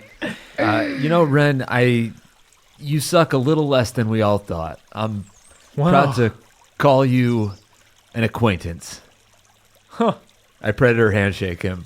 Wow. Oh, okay. Wow, weird handshake. Sure. Okay. Yeah, in the end, you were the Ren VP of the battle. Oh, I like that. I on think board puns with are the the highest pun. form of Yeah. humor. Can't deny it. Yeah. Ren, keep working on yourself. I won't. I don't Ren think you will. joins his father. Oh, I know he won't. Yep. That's, But he did stop the city from crashing into the ocean for a You know little what? bit. That's the best we're gonna Okay. get, I think. I still think you were being generous with that predator handshake. I flip him off then. There we go. You watch as Ren walks off and joins his other like stupid, snooty family. Where is the king's summer castle Oh, yeah. located? You hear them talk. It's just out into the sea to the west. The reason I ask is because if someday Fiala's forces are invading Yeah. somewhere else and wherever the king's castle is, I'm choosing somewhere else to defend. Yeah. I would just feel real bummed if they were the ones that had to repopulate the entire Earth. Oh, that is tragic to think of. Yeah, it's a bad thought experiment. Yeah, it really is. Discouraging, to say the least. You guys see guards that are wearing the university colors, the red and black and silver, are kind of helping keep things in order. They're kind of ushering the royals out onto the airship, the ones that want to leave, at least making sure that they're not destroying any property or anything from the Glade home castle. And you see Lucanus. You see him arguing with a Meister, like this kind of older elf in a purple robe that has a bunch of like papers and scrolls and stuff. We eavesdrop. Yeah. At least I do. You guys sneak up to this little argument. You see that this Meister has like a little raven on his shoulder. You can kind of detect that It's Caw-Caw? It's not Caw-Caw. Weird. That's not Caw-Caw. I know him anywhere. You can kind of tell right off the bat with the amount of like paperwork this dude has with him and the fact that he has a raven on him. He also has he basically has got like one arm full of like scrolls and stuff and another like cage full of ravens and stuff. This guy's clearly like the messenger. And you see Lucanus is arguing with him. That is not the king's property. That is property of the kingdom. That belongs to us now. No, these are the king's documents. They were given to the king at the time of his rule. We will be taking them with us. I want to mage hand the cage to the ravens to cause a distraction. Sweet. Go ahead and I guess roll like you can do sleight of hand or arcana. Okay. Can I do perception to see if any of the ravens in the cage are my raven? And Sure. If he puts let me know if if the distraction causes him to put the documents down at all. Okay. I did roll a nat 20. Hard one. Caw-Caw's in that cage. Oh, my dear God. We're going to get you out of there. My sweet baby boy's in that cage. I got a 16. 16. Okay. Beverly, you successfully open the cage, and you see the ravens begin to take off, and this dude goes, "Oh, no," and goes to like shut the door of the cage as like a few of them have flitted off, and you see while he's distracted, Lucanus just grabs the first scroll from him. If there's any other scrolls that he's put down, I want to use my ring of telekinesis. Oh yeah, he certainly dropped a bunch of papers and stuff, so you use telekinesis Okay, I to want to like... use my ring of telekinesis on anything he's dropped. You pull a few scrolls over to you. That's the sound my telekinesis Scroll makes. fingers. Why is it wet? I'm going to say that there were 4 ravens in there, and I'm going to roll a d4 to see how many have begun flying away. 3 have begun flying away. Is one of them Caw-Caw? One of them is caught in the cage. Let me see. I'm going to roll a d4. If it's a 4, Caw-Caw's still in the cage. Otherwise, he's actively flying away. I'll roll it in front of you here. Shit, it's a 2. That's a 2. You see Caw-Caw is flying away with a couple other ravens. Caw-Caw, my son! Go ahead. Sweet bird son of mine! All right, you know what? I'm going to cast animal friendship on Caw-Caw. Yes! Hard one. You feel in your heart that Caw-Caw is responding to you, even though it is clear to anyone else that it is because of the animal friendship. Hard one, you see... Yeah, I definitely do it secretly, so Hard One doesn't know. Hard one, you see this crow flies back. You could tell it was Caw-Caw because it was a little smaller than the other ravens. Yes. It must have been like captured exactly how I knew. when it came to Caw-Caw had no business being in that cage. speak to Mima.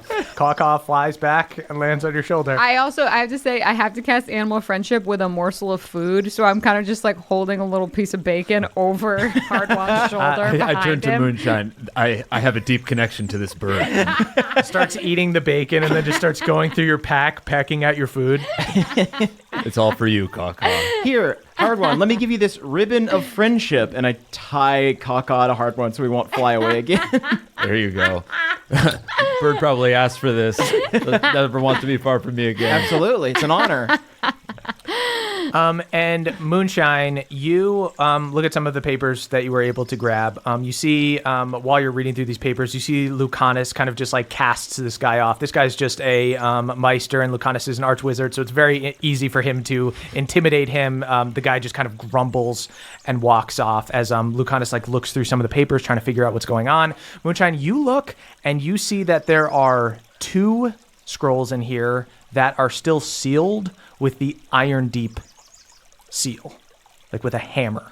Whoa. I know that seal. Yeah, hard one. You recognize this? I do. I could probably read the contents, but why don't you go ahead? I have to tend to my bird. Lucanus, am I allowed to open this? Or, my you- curiosity's getting the better of me right now. Tell me to stop if I should. Lucanus walks over to you. No, we should be reading these messages from other cities. The king had this whole isolationist policy. I can't believe he looks at the scrolls. The messages from Iron Deep that haven't even been read. Oh, Let's crack them. yeah. He grabs it from you, cracks open the scroll. Bev, I'd like to do my best to. I've been doing some practicing reading, and when I had the thinking cap on, I had like a real breakthrough. So I'd like to take a go at one of That's these. amazing. Yeah. All right. Sweet. You want to divide and conquer? Yeah. You Cool. take one, and you'll probably get through yours a lot quicker than I can. But Sweet. Yeah, Lucanus holds the paper up next to you guys. You guys crack open the other one. There's two of them. You see that they are identical. Like somebody sent the same message twice and wasn't getting a response. The second one says, "Hey, just bumping this." Yeah. friendly reminder. What is it like? Friendly nudge. Retweet for the afternoon crowd. Yeah. Moonshine, go ahead. Like I said, while you had the thinking cap on, you definitely were having a breakthrough with reading. Go ahead and give me an intelligence check with advantage to read this yourself. 16. Moonshine, this is written by a dwarf, and the dwarves of Iron Deep are kind of like very straightforward. So it's written very plainly, very simply. This isn't some like bullshit Akarat letter or vampire letter, and you're able to completely read it. And you read that the King of Iron Deep, Grimthor Meganus, is calling a war council of all the free cities, and they're meeting at the Astral Keep. This message has been sent a couple times. So the one message says it's in 3 days, one says it's in 2, and it's dated a day ago. And Lucanus goes, There hasn't been a meeting at the Astral Keep since the war against Osmodius. What's the Astral Keep? It's a floating castle on the astral plane that serves as a neutral meeting place for the various leaders of the realm. It's not easy for entire armies to do planar travel, but it's relatively easy for a few high-level mages to bring in royals and other representatives. And you see he starts going through the various scrolls with the Iron Deep seal, these repeat scrolls, and he goes, Judging from the dates on these scrolls, it looks like this war council begins tonight. I mean, I'd say myself and my compatriots have quite a bit of experience in battle these days. Yeah. Also, planes hopping. Yeah, and we're quite comfortable going from plane to plane. We're good with the jet lag and whatnot. Yep. The level of clothes required. Yeah. Or not required. Yeah, we're good at packing also. all We right, have a big sack. Yeah, so, I mean, we would be honored to head up there. I mean, unless I'm speaking for all of us. It sounds like if the King of Iron Deep needs me, I want to be there. Yeah. He needs Okay. us. I think we Great. should go. Yeah. That's the best way to help Iron Deep. Yeah, let's Yeah. do it. We volunteer. All right, I'll go run it by Erdan. I think he'll be fine with us taking some responsibility off his plate. You see Erdan is just surrounded by people, and he's just like pulling his hair out. Oh, no, I don't.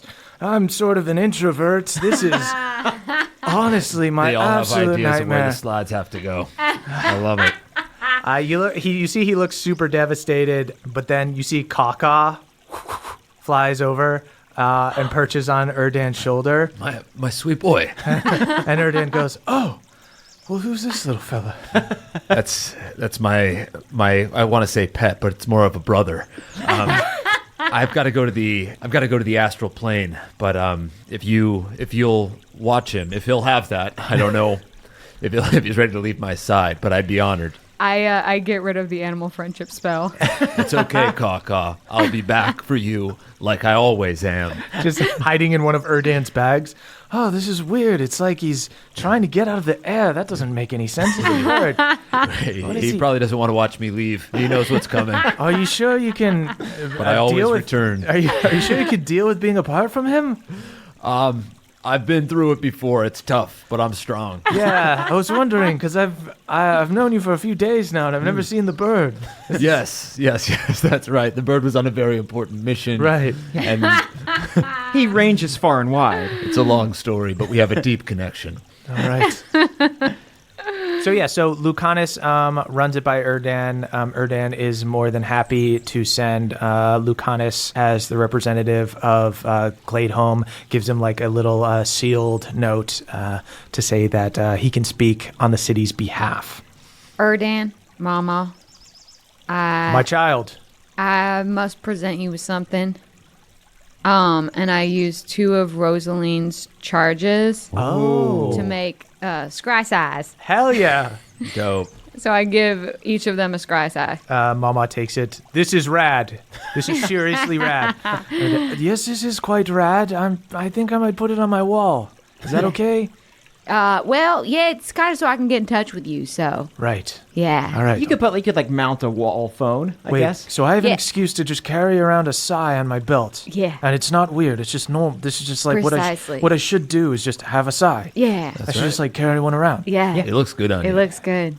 Thank you. See, Erdan, this is the happiest you've seen Erdan ever. Well, good luck, and I'm sure you'll bring the intelligence of the High Elves and the wisdom of the Cricks with you. Everyone's just an elf now. That's right. Yeah, Here. for real. That is correct. So wise. That is correct, my champion. You honor me. You see, Lucanus goes, it will only take a moment for me to teleport us there, so you let me know when you're ready, and we'll head over. I'm going to go get some of my things over at the university, and you get ready any way you wish. Well, we'll probably need like diplomatic duds, I would say. Yeah, we should go Oh, shopping. yeah. I think y'all got a Renee's here. I don't know who Renee is. Who is Renee? Take us to your Renee equivalent. I don't know. Renee, who is Renee? We're looking for your fanciest tailor. Fanciest tailor. Ah, I love fanciness. Excelsior! We got him. And he calls forth his mana Wyrm. And takes you guys through like the nobles district, and you see that there is indeed a very fancy elven tailor there. You guys can get some sweet fancy duds. What are you looking for in particular? Like a lot of medals, Yeah, what do y'all think that we should wear? epaulettes. I need new boots. My Oh, yeah. my shoes are a little bit roomier than they used to be. Oh. Oh, I hadn't even thought of that. Yeah, I've been stuffing socks in the end of them, but Yeah. I'm gonna get some new boots. I'd like a new cape. Oh, gotta get a Sweet. cape. Yeah. I've got my cloak. It's like a starry cloak, right? Yeah. So maybe I'm gonna really lean into the moon of my name and go for some like real like nighttime garb. Okay, sweet. Yeah. Yeah, you find some nice like black silken dress clothes. Yeah. Hard one, you're able to find some nice sturdy boots at a more sort of workman's shop. Cool, a little rugged stuff. And you could definitely there are capes of all different colors. There are ones that are emblazoned with the logo of Glade Home with like the silver tree. There's like purple and gold ones. There's ones that are like the university colors, like red and black and silver.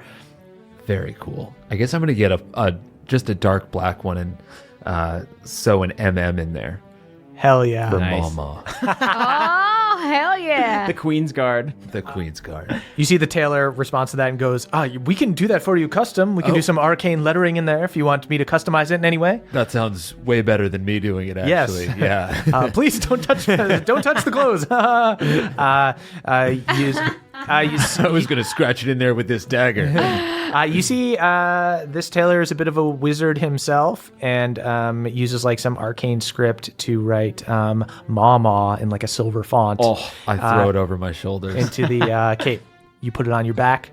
Can I talk to the tailor? I want to give them kind of the rough designs for a Green Knight formal uniform, but with some Gray Knight modifications. Okay. Basically, just like I'm picturing like a formal military garb with like, like big golden epaulettes, but they'd be silver, kind of some of those like chains that hang off of a shoulder, like, a cloak that goes over one sleeve. And then like, like a side saber. You see, he nods and takes a ton of notes. And with any other tailor, this would take weeks to complete. Of course. But this dude is a bit of a mage and is able to combine some magical materials together and through a spell weaves them all together. I'm going to say, Bev, your outfit's going to cost about 300 gold. Okay. Hard one, you probably spend about 20 gold on your stuff. I'd actually like to change mine. Okay. Instead of you got money to instead of play sort of with. like a pantsuit, I want to do a black velvet bodysuit. Okay. Yes. Puts together a black velvet bodysuit for you. That'll just cost like 20 gold, like hard ones. Okay. Balnor, I'm thinking like a Beyonce one, maybe, kind of. a single glove. Balnor, I know you still have to go shopping, but here's a little hard one me down. I don't need these anymore with my new eyes. I give Balnor my dark vision goggles. Whoa.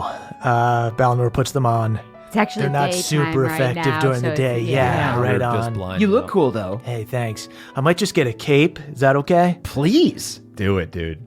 Yeah, Balnor, you should definitely get a cape. Balnor gets a cool university cape. I just figured because I was like a university fan, like I kind of like I'm like a fan now. I think You're I a saw uni Carl guy. in one of these too. Yeah. You're just all right. Cool. Yeah. A college dad. I want to whisper to the tailor, and I slip him my old shield of arrow catching, and I slip a little design along with it. And then when it's ready, I present a shield with a tuna emblazoned on it Whoa, to Balnor. hell Shield of yeah. tuna catching. Wow. The tuna catcher.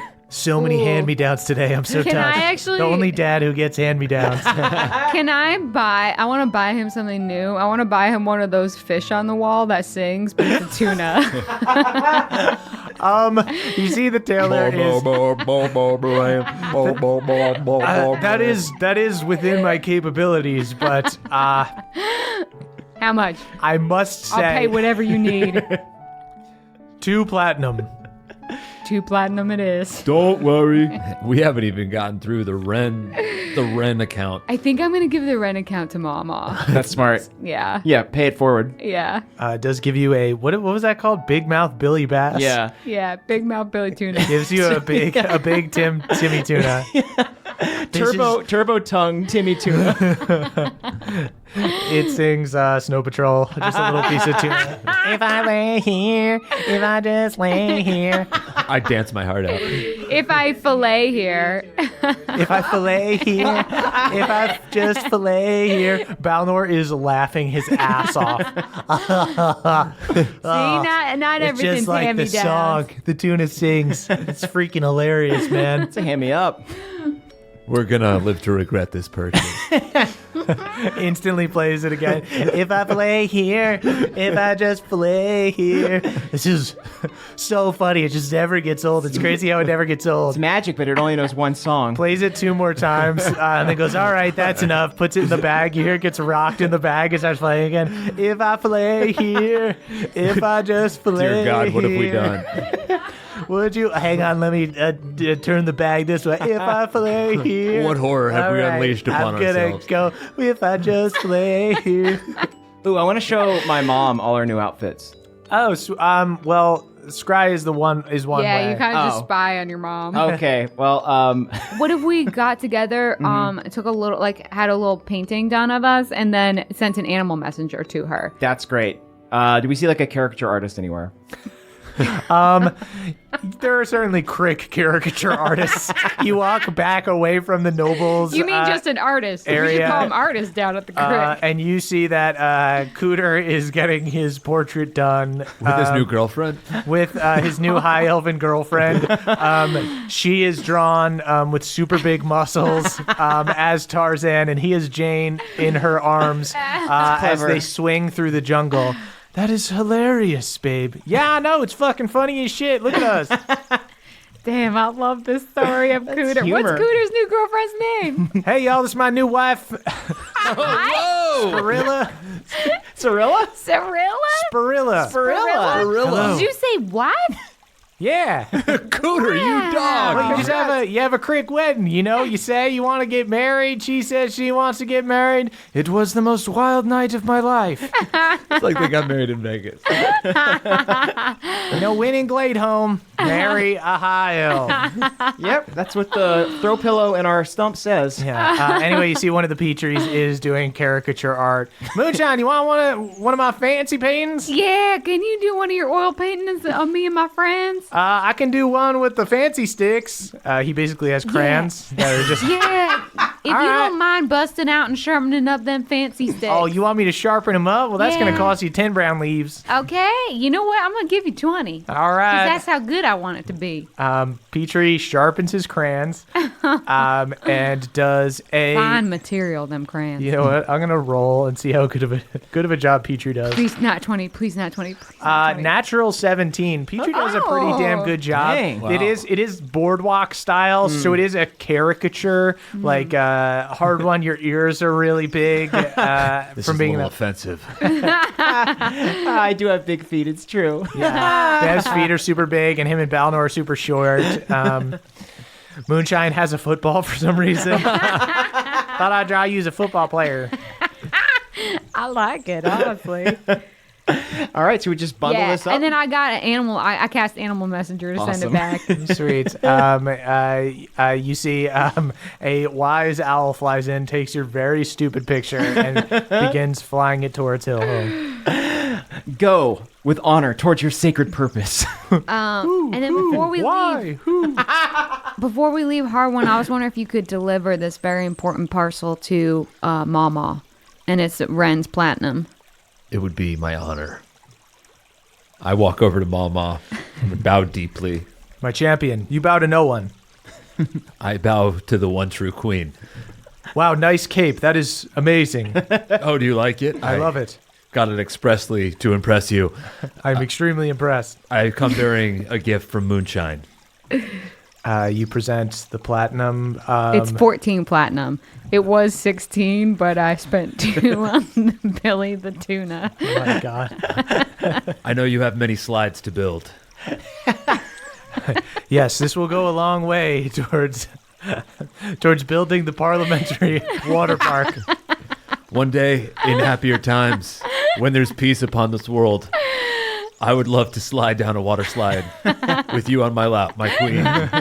We wouldn't even need a double tube. You could just be in a regular tube, and I could sit in your lap. Wise, graceful, and hilarious. She licks your face. I long for a day when the only waves of conflict in this world are those in the wave pool.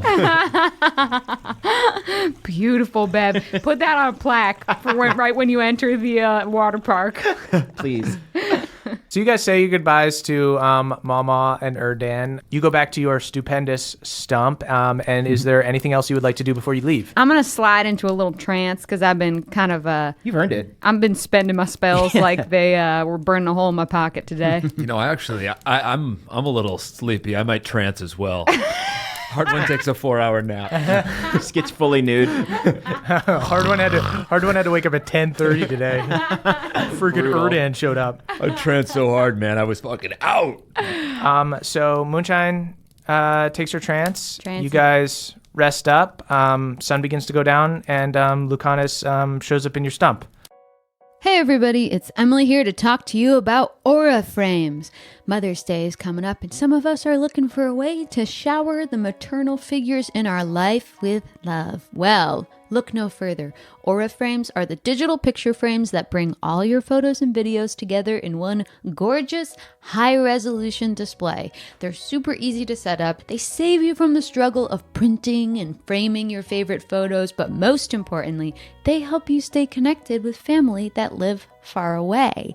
That's because you can kind of preload a bunch of pictures onto the frame, but you also get to keep adding pictures, and you can invite the rest of your family to add pictures. The gifts you make mean the most, so this year, turn your family's past into the perfect Mother's Day present with a connected frame from Aura. Right now, Aura has a great deal for Mother's Day. Listeners can visit auraframes.com/pawpaw to get up to $30 off on their best-selling frames. That's AURA frames.com/PAWPAW. Plus, listeners can get free shipping with code PAWPAW at checkout. This deal ends on Mother's Day, May 14th, so don't wait.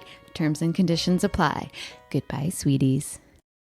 Hey there, Nadpoles. This episode is brought to you by Rocket Money.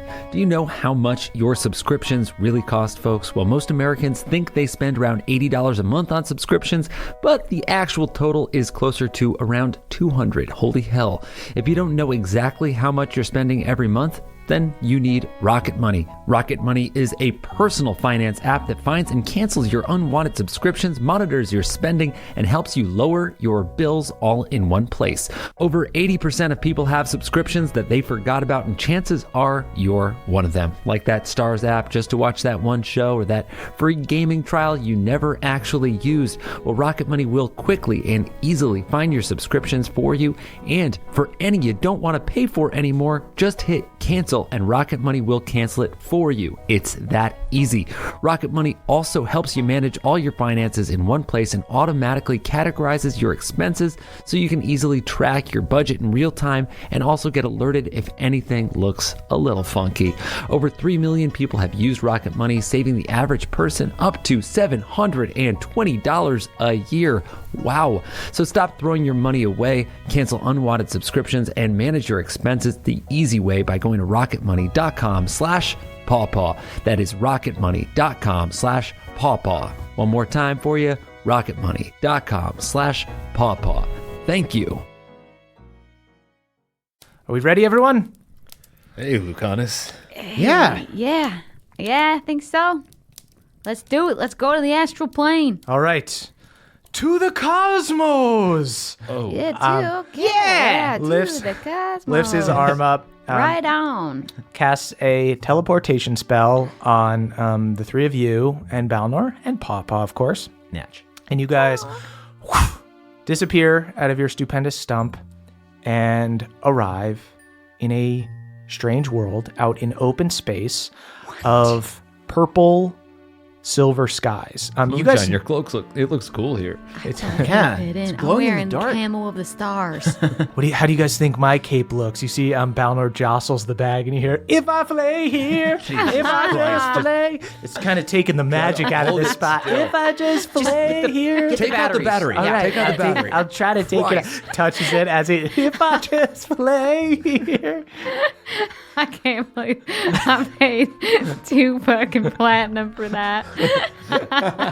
So you guys know that Somewhere Momo doesn't have quite enough money. The slide doesn't finish. What?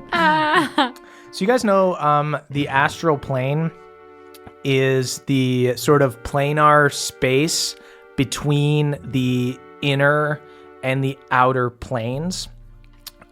So to describe it in kind of simpler terms, think of the entire worldscape as an atom. The outer planes where Pelor and the more powerful gods are the electrons way on the outside. Then the nucleus is the material plane and its reflections like Shadowfell and the Feywild. And then in the middle there is the astral plane just kind of filling in the space. So you guys see you're in the strange world with purple silver skies. You see glowing white lights that look like distant stars, and you are floating here. It feels sort of like the lucid dream you had with the Void Dragon, but there's something to the gravity here. It's not nearly as hard to fly as it was when you were doing that intelligence test. You kind of merely think about where you're going, and then you begin to float there. It takes a little getting used to. You're still moving your legs. Beverly thinks about being tall. That doesn't do anything. Okay. You just start moving. You just start flying up. Moonshine just keeps running into a wall. Well, around Doing that. Yeah, I don't know. there are no walls here at all. You hit a meteor. How are you bumping into anything? That was the I'm odds of. telling you, I think it's not my fault. I think it's something's broken up here. Yeah, hang on, Moonshine. You got to go this way. Bumps in the bag. If I play here. I thought we took the battery. I thought I did. Oh, no. It's magic. You had the guy created out of magic. Is there a soul in there? If it goes off one more time, I'm taking my I know hammer it's a to tuna. It's the soul of a get it? tuna. S-O-L-E. You guys see around you is mostly nothingness except tiny bits of stone and debris floating. Your eye is drawn to a big floating rock moving slowly like an asteroid through space. Atop it is a keep. The astral keep that was referred to in the note. It seems to be melded by the same material that produces the asteroid, this very dark brown color, almost black. And Lucanus leads you guys. You just think about going that way, and you're able to fly forward. Kind of like the Void Dragon thing, you can use your intelligence to go faster. So you can do like intelligence rolls if you want to like zip super fast. Otherwise, you can just kind of move your speed. I kind of want to be bad for a little bit. Okay. Personally. Hard one, you want to race? Yeah, you don't want to go up against my intelligence. You guys should definitely race. All right, I'll race too. We're going to fucking race, yeah. Founder, All right. race. All right, let's race. Lucanus, very well. Excelsior. Nat 20! Hell yeah. Yippee Skippy! Yippee Skippy, the best use of a Nat 20 ever! Moonshine, what'd you get? 15. I got a 12, but I have a -1 to intelligence. Oh my God. And I have an 11. You see, you guys shoot off. Balnor and Hard One lagging behind Hard. They bump into each other. If I play here, Jesus. I This can't infernal help. This thing. is not my. Do we I'm want going to throw? destroy do we it. want to just throw into space? We can just throw into space. Hey, I spent 2 All right, platinum that's on we that. gotta keep it. If we're deciding to keep it, we gotta live with it. Look, why don't we just put it up in the stupendous stuff, Wait, hold okay? on. I got an idea. Yeah. I pull it out of the bag. I shove a sock in its mouth. Sock goes in its mouth. You see, That was Moonshine. my sock. Moonshine is Didn't in fit. third place. Lucanus and Beverly rocket forward. As you guys get close to the keep, Bev, you click your Yippee Skippy boots together and bust out just a little bit past Lucanus. I make a toad noise. and, and land first. And Lucanus goes, "You cheated. That was cheap. That was cheap with the boots. What is it with What are high those? elves and cheating? Give me your boots. What's your deal? You think everything is rigged? What? This is an intelligence contest. How dare you? How dare you, boy? You have charisma. You have charisma. You guys go over, and Lucanus is like getting really heated. What? Pops, I love seeing you be petty and small. That's a dirty daddy. There's that dirty daddy. That's the dirty daddy. So you guys are at this big stone keep. So you guys enter the keep, and you see servants from Iron Deep. Wearing simple gray robes. Iron Deep was the one that called the meeting, so it seems they probably brought more people, brought along some help. And the dwarf greeting you, Hard One, is a dwarf that you know, who used to be a dwarfen, named Nerman. And you know him from the dwarfenage. This was a dwarf who got... You did that, like, cowardly teen thing where the one kid who was nice to you, you were mean to him so that Oh my you God. could be cool with the cool kids. Shit, that's nerdy Nerman. He looks really buff. Walks over, doesn't totally recognize you because you're a half elf now, and he looks kind of confused at the sort of weird mix of party, and he goes, "Hi, can I help you? Who are you representing?" And Lucanus goes, "We are representing Glade home." And Nerman's eyes kind of go wide, and he goes, "Oh, well, the king will be quite happy to have you. We weren't expecting the high elves to be here." And then you see... It's actually just the elves now. Oh, huh. Yeah. Interesting. You see Nerman looks over at you, Hard One. Huh. You look like a guy that I grew up with, but a little different. I say in Dwarven, same guy. Hard One, you look great, man. You look super cool. Hey, you look good too, man. Wow, you We still gotta digging further into Iron Deep than any man or dwarf before him. Easy does it. Yeah. Easy does it. Yeah, he is. He starts like, "Hey guys, it's Hard One. Hard One's back." You see a few of the servants because like these are dwarves who aren't very connected, so they end up becoming servants. So you do know, you recognize some faces. You probably recognize about a quarter of these dudes as being from the dwarfenage. They go, there's old Nerman and Hard One, best friends. There he is talking up his friend. Yeah, we were pretty close back then, huh, Hard One? I'm feeling really conflicted. Look at right him, my now. tall friend.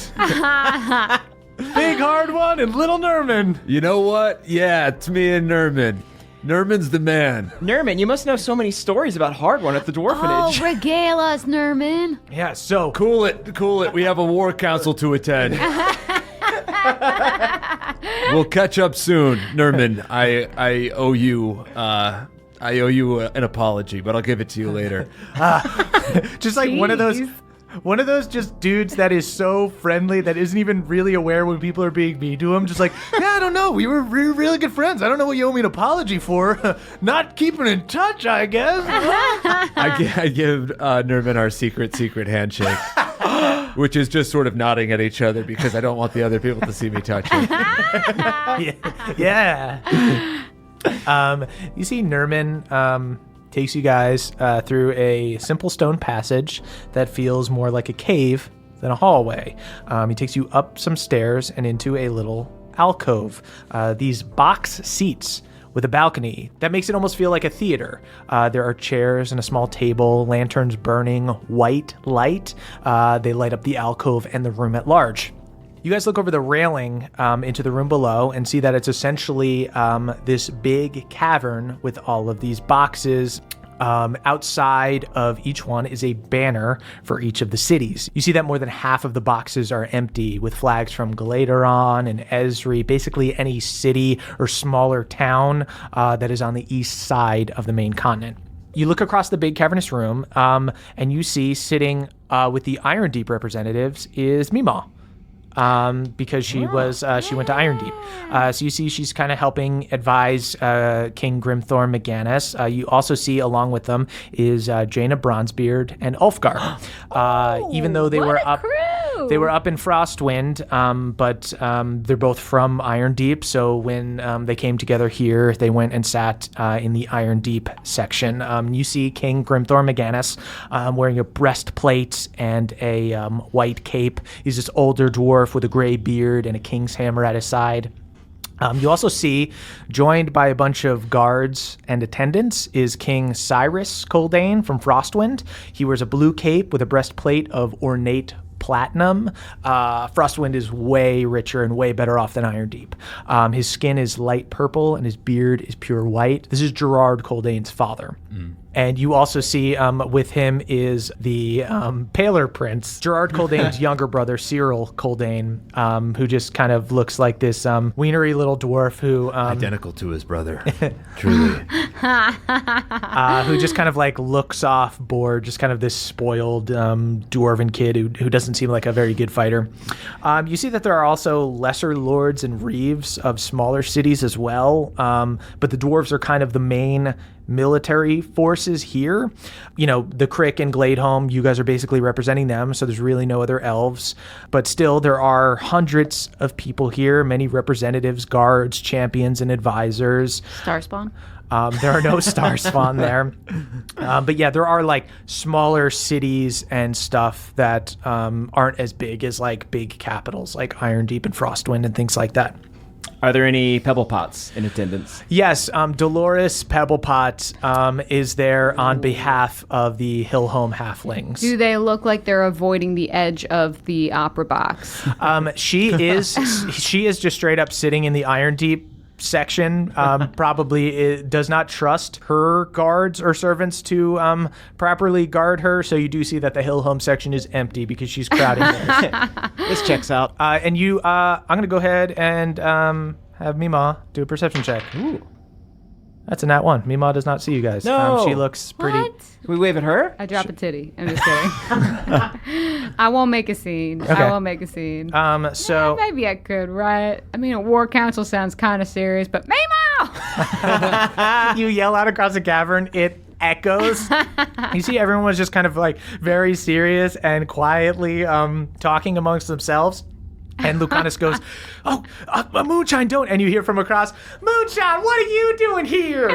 Well, I won the wizard tourney. Now I'm here. Oh, look at you, winning the wizard tournament. Check out my new black velvet jumpsuit bodysuit. Oh, that's cool as hell, Moonshine. I'm so Yeah. proud of you. Yeah. How I'm you like doing? I'm like a hog and shit over here. Just echoing through the cavern. All right, Jolene, that's enough, I think. Don't tell me what to do. Yeah, don't tell her what to do. Yeah, you tell that father of yours to back off. I don't even know why he's here. I tell you I will. All right, everyone, stop. There's this giant scene echoing through the cavern. I bump into Balnor's bag. If I play here, it echoes so much. Balnor drops it off the alcove, and it drops. I used telekinesis to get it back. As you use telekinesis, the button is forced down. Oh, no. So it does play fully through as the rest of the room is completely silent. It plays fully through again as you pull it back. Where did the sock go? Did it eat it? I'm so confused. I give a 10-second long blink. Everyone is super quiet and embarrassed. You guys see Jaina Bronzebeard and Ulfgar give you guys like little nods without making as much of a scene. After everyone is settled, you see the Iron Deep box separates itself from the wall and levitates to the center of the room. You can imagine it works not dissimilarly to how you're able to fly yourselves here. If you have like mental power strong enough, you could probably move some rocks along with you. Ooh. And you see everyone quiets down as King Grimthor McGinnis and his advisors take center stage in the middle of the room on this floating platform. And King McGinnis addresses the room with a big, booming voice that echoes throughout the cave. People of the free cities, the Chosen are marching on Iron Deep. They'll be at our doorstep in a few days' time. We don't have enough soldiers to face them head-on, but we're likely to face a siege if we don't. I'm asking for your help. We can attack them when they're traveling through the eastern valleys. They have airships, so we won't be at a complete advantage, but it's our only hope. And you hear King Coldane speaks, and there's this natural projection to the room just because you're in this big cavern, so kind of any small noise is pretty loud, so everybody's being very quiet, and when people talk, it's just like projecting super loudly. And you see from his box, King Coldane speaks up, and he goes, "We do not care about Chosen. Devil killed my son. There are reports that orcs are gathering in Asmodia south of you. That is problem number 1. And McGinnis goes, I agree that Asmodia is a problem itself, but the Chosen are at our doorstep.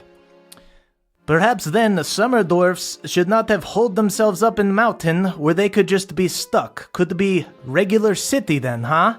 You see some of the frost dwarves laugh, and King Grimthor McGinnis just kind of looks upset.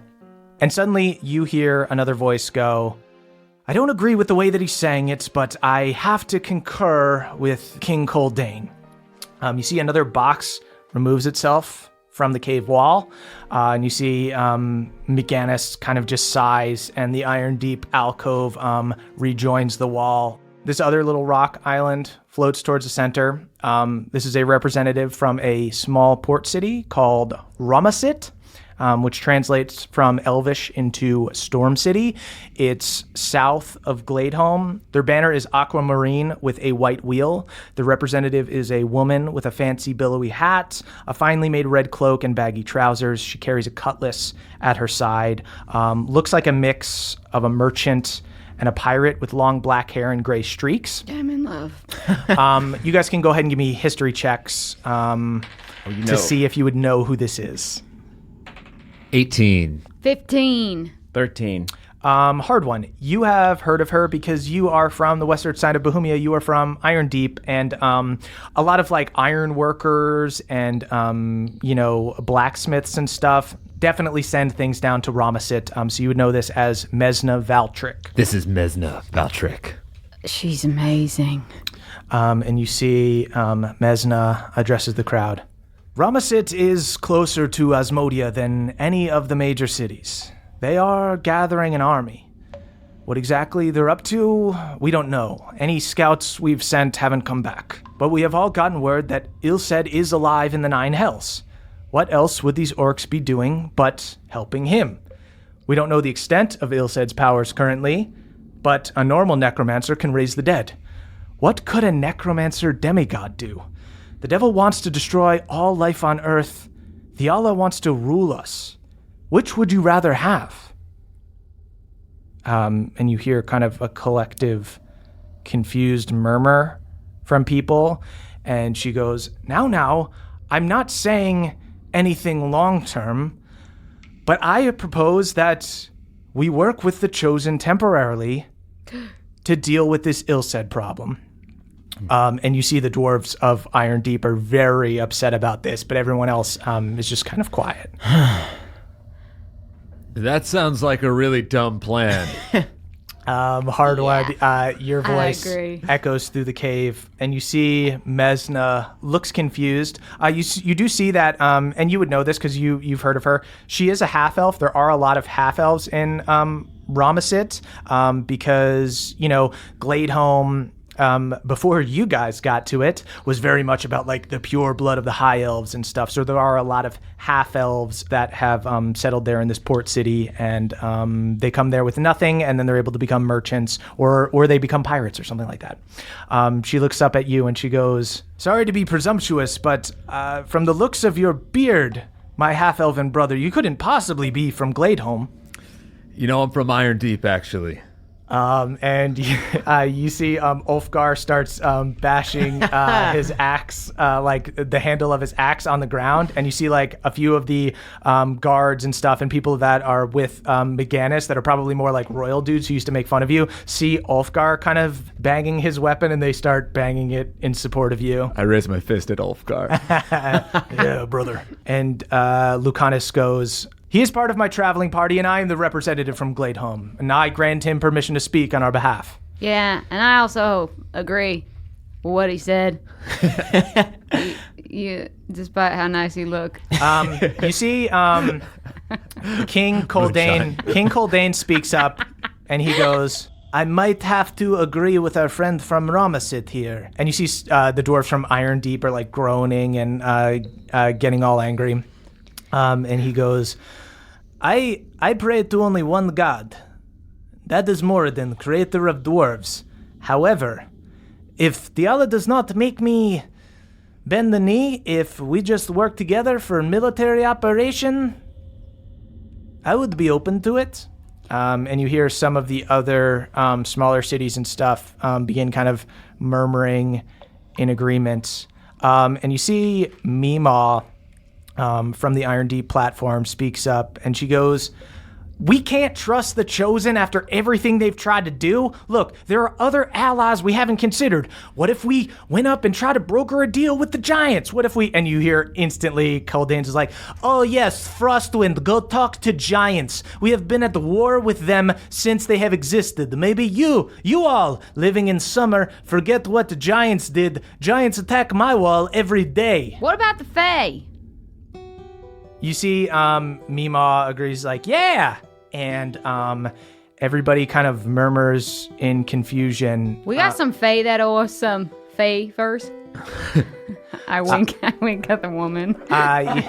You see, Grimthor McGannis, the king, goes, "Why would the Eladrin of the Feywild help us?" We're not talking about the Eladrin. We're talking about all of the refugees of Galateron that went there and have been multiplying and growing in strength over the Feywild years. There's a whole force and untapped potential there. But also the Eladrin, actually. I do think that we could enlist them because we did a big favor there. I think you and my friend Moonshine should discuss it privately. Yeah. I'll discuss Mesna. And you see Mesna waves her hands.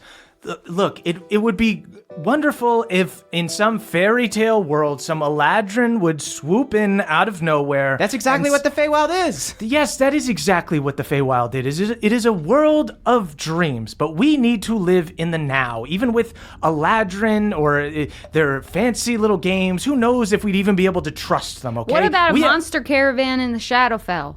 My associate here happens to be very tight with the Lord of the Shadowfell.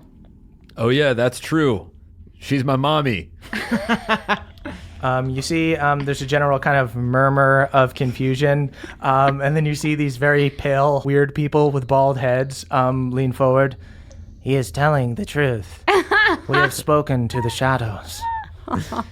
That's right. Look, Lydia the- Stormborn Yo. is queen of Shadowfell. We got he to does party not with lie. them later. Forgive me. Who do you represent? Yeah, what are My you? fine sirs and madams. These guys are from like an underground necromancy guild in Esri that at one time might have been kind of bad guys, but now they actively hate the Chosen, and they don't worship the devil or anything, so they're not really on Asmodeus' side either. Okay, look, nobody likes the devil. We can all agree on that. Everyone starts saying, yes, Yeah. agreed, devil is bad. We're not going to be able to fight the devil if you let Diala pick off our allies one by one. What do you think happens after she takes Iron Deep? There doesn't have to be bloodshed is what I'm saying. If we broker some sort of You deal... don't that broker a deal with someone who calls themselves a god. You see Mesna just kind of sighs and goes, I don't want to be caught in between these two forces. I'm only looking out for my people, and I'm sure a lot of you are too. Everyone is out here looking out for their people, and that's the goddamn problem. Yeah, We got to look out for everybody, otherwise we're all fucked. ain't that the truth? You hear Jaina Bronzebeard, hear, hear! And a bunch of other people go, hear, hear, start. Here, right on. I love bang that a javelin Lucanus. against the floor Yeah. and accidentally drop it into the abyss. It falls. Balnor goes to try to grab telekinesis it. The Billy Bass, for the Tommy Tuna falls out. God damn it, If I Balnor. play here. Is this really who we're trusting? I know that allying ourselves with Diala seems like a good choice. I myself am a paladin, and I wield the holy arts as well, and I see how you would be tempted by their abilities. They're masterful demon slayers by trade, but that's the easy way, and that will lead us further down the path of destruction than you could ever imagine. You see Mesna kind of just lowers her head. A lot of people kind of like murmur in agreement. And you see Lucanus walks forward and he goes, and I'm sure many of you weren't expecting Glade Home to show up here, but you have the elves. You have the elves, you have the Feywild, you have Shadowfell, and you see like Iron Deep is starting to look a little bit more confident. And Cyrus Coldane, the King Coldane, is not like a bad guy. He's just kind of pragmatic and just, you can tell he really wants revenge on Akarat. He was kind of clearly filled in by Jaina and Ulfgar when they got back to Frostwind. Coldane, you can trust us. We want revenge too. Yeah. Beverly. More than anything, my father was taken by the Nine Hells. This is personal for me, as personal as it is for all of you. Bev, go ahead and give me a persuasion check with advantage. Persuasion? Yep. Okay, 26. Jesus Christ. He's a good boy.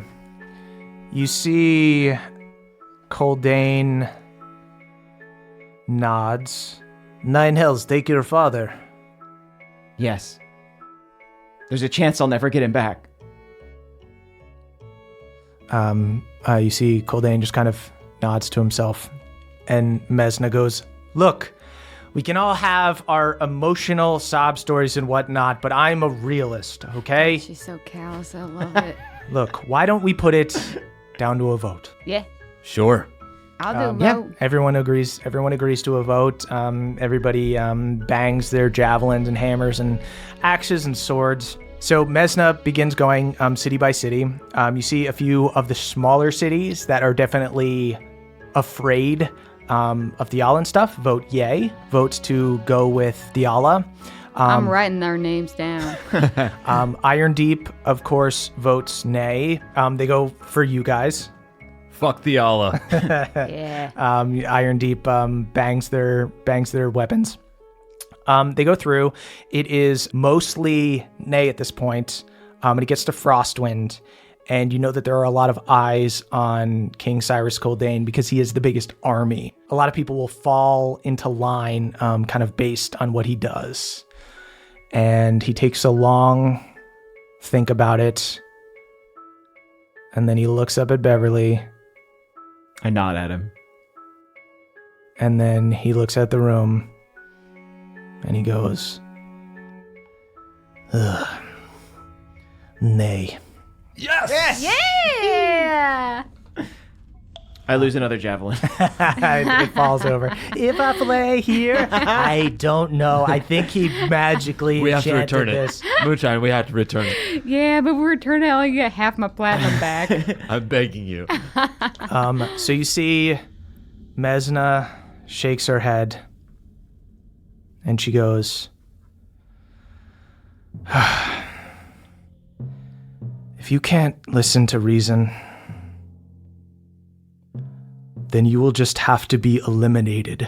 Sinners! Her I voice fucking knew it. booms. You see Mesna transforms from her pirate merchant look into a woman with yellow blonde hair and bright plate mail painted with white with a gold sword painted on the front. 2 wings sprout from Theala's back, and the other 4 attendants on her platform transform into chosen angels. You see servants and attendants in each of the boxes reveal themselves as chosen angels and begin attacking the lords and their guards, and the lesser ones just get red wedding to right there. They're just like too weak to stop. I throw a javelin. Who do you throw a javelin at? Theala. Sweet. Yeah, go ahead and throw a javelin at Theala. Oh dear, I'm gonna get fucked, aren't I?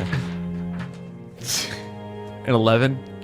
11. You throw a javelin at Theala. She catches it in her hand and just tosses it to the side. You see Ulfgar roars and leaps from the platform down into the middle towards Theala, just fucking devil may care. Theala, we finish this now!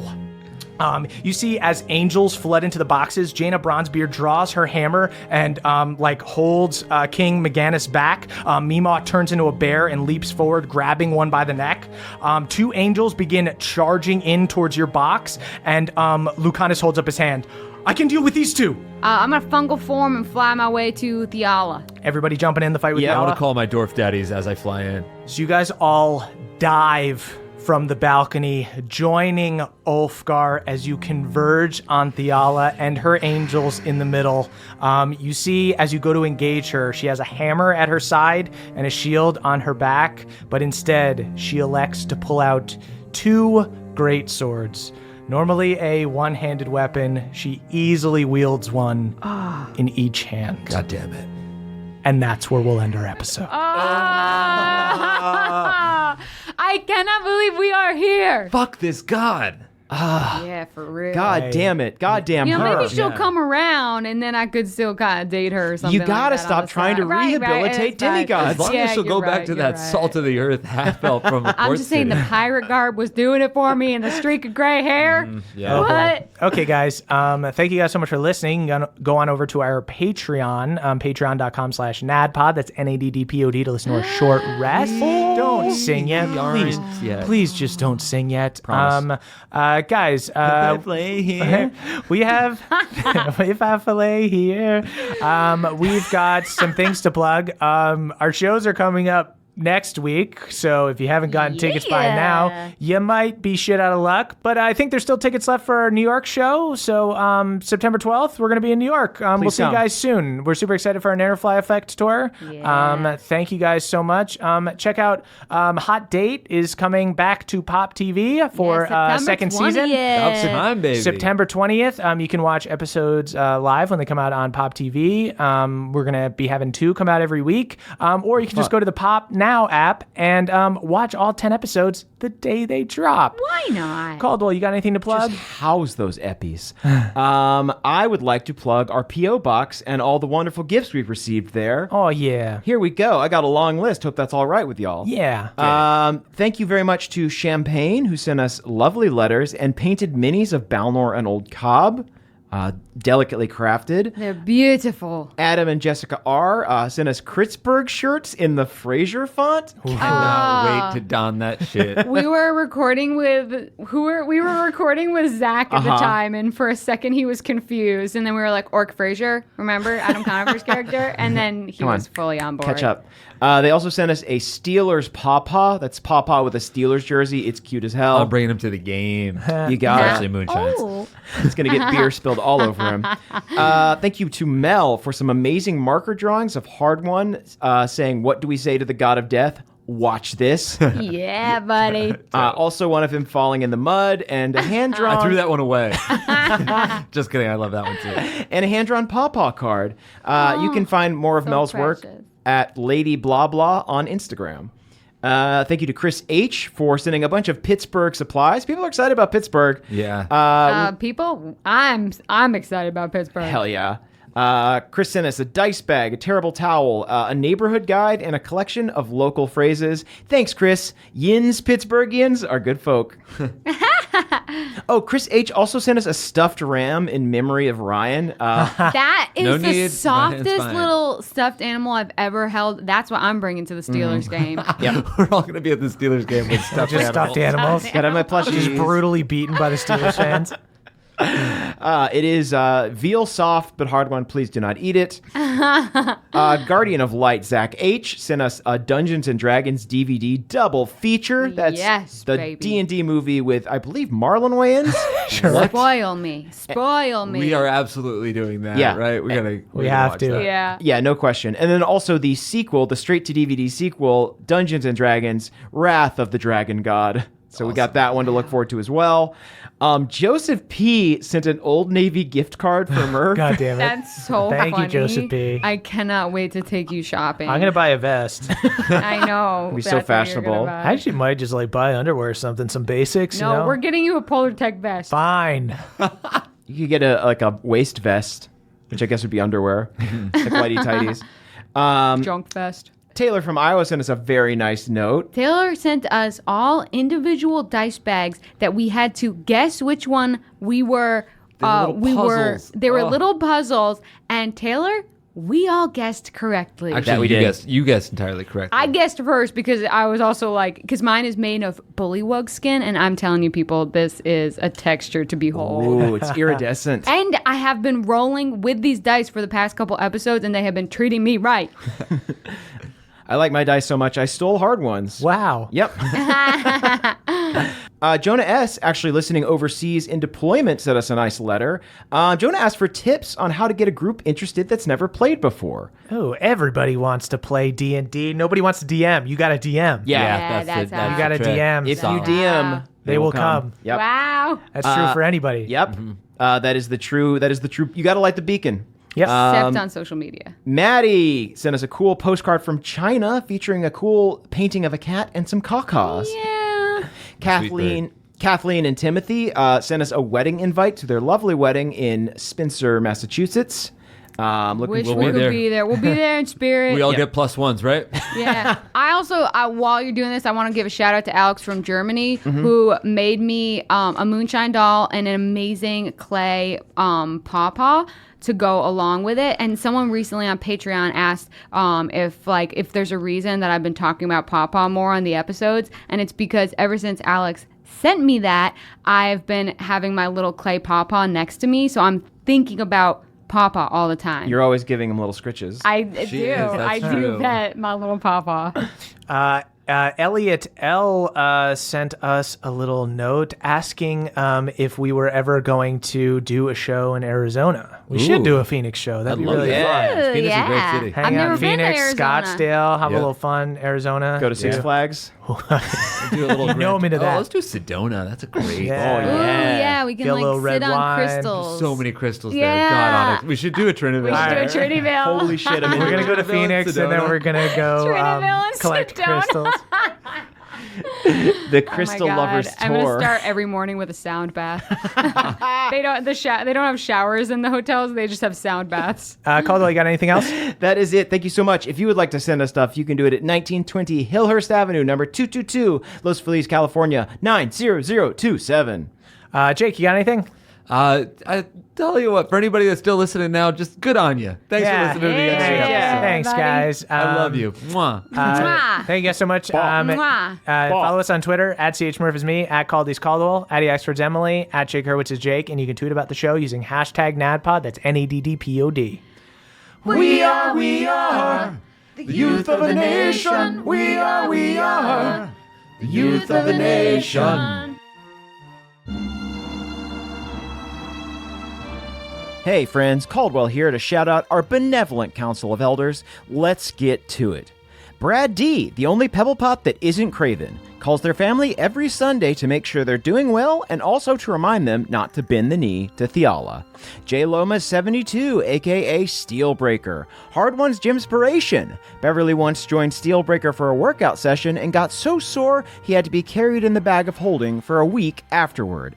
Dylan B, a sword-wielding wizard surrounded by a floating army of blades at all times, uses the blood of their foes to fertilize their stunning, award-winning topiaries. Danny P, Bohemia's resident artist, painted Hard One's senior portrait at the Dwarfenage, was also working as a caricature artist in Glade but got kicked out for drawing beards on every customer. Spencer Caskbrew, patron elder of libations, alemaker to gods and heroes of Bohemia alike, recently collabed with Alanis on the world's first vapable tequila. Beardman Dan, the longest beard in all of Bohemia, also the longest bear in all of Bohemia. That's right, Dan is a werebear and he's tall as hell. Hermes W, the Bat King, got lost on their way to the Astral Keep and ended up crashing on Pelor's sofa bed at his celestial guest house in the Outer Planes. Spartus, a radiator. Spartus wears sunglasses made of pure mithril and kickflips into battle on a skateboard covered in the skulls of their foes. Adam R, the R-rated assassin, wears brass knuckles that say shit and fuck on them, also refers to them exclusively as ass knuckles for no reason whatsoever. Danielle the Dastardly Dame. Danielle is so dastardly, she loaned the Elven King all of her rare armor and weapons before his duel, and it still wasn't enough. Don't worry, Danielle, it's his fault, not yours.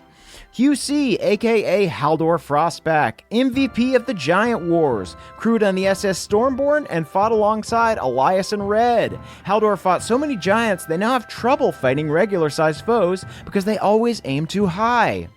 Daniel Yu, aka Multifor, the many-faced magician, doing much better in their life than their brother, Several Toe, the multi-footed mercenary. Jordan DJ, legendary DJ of the realm, currently hosting one last Matrix-style Zion rave for everyone about to fight in the upcoming war for Bohemia. Jeffrey S., Lord of the Fjord, Born of the Sword, and Ripper of Chords. That's right, Jeff is a certified skydiving instructor.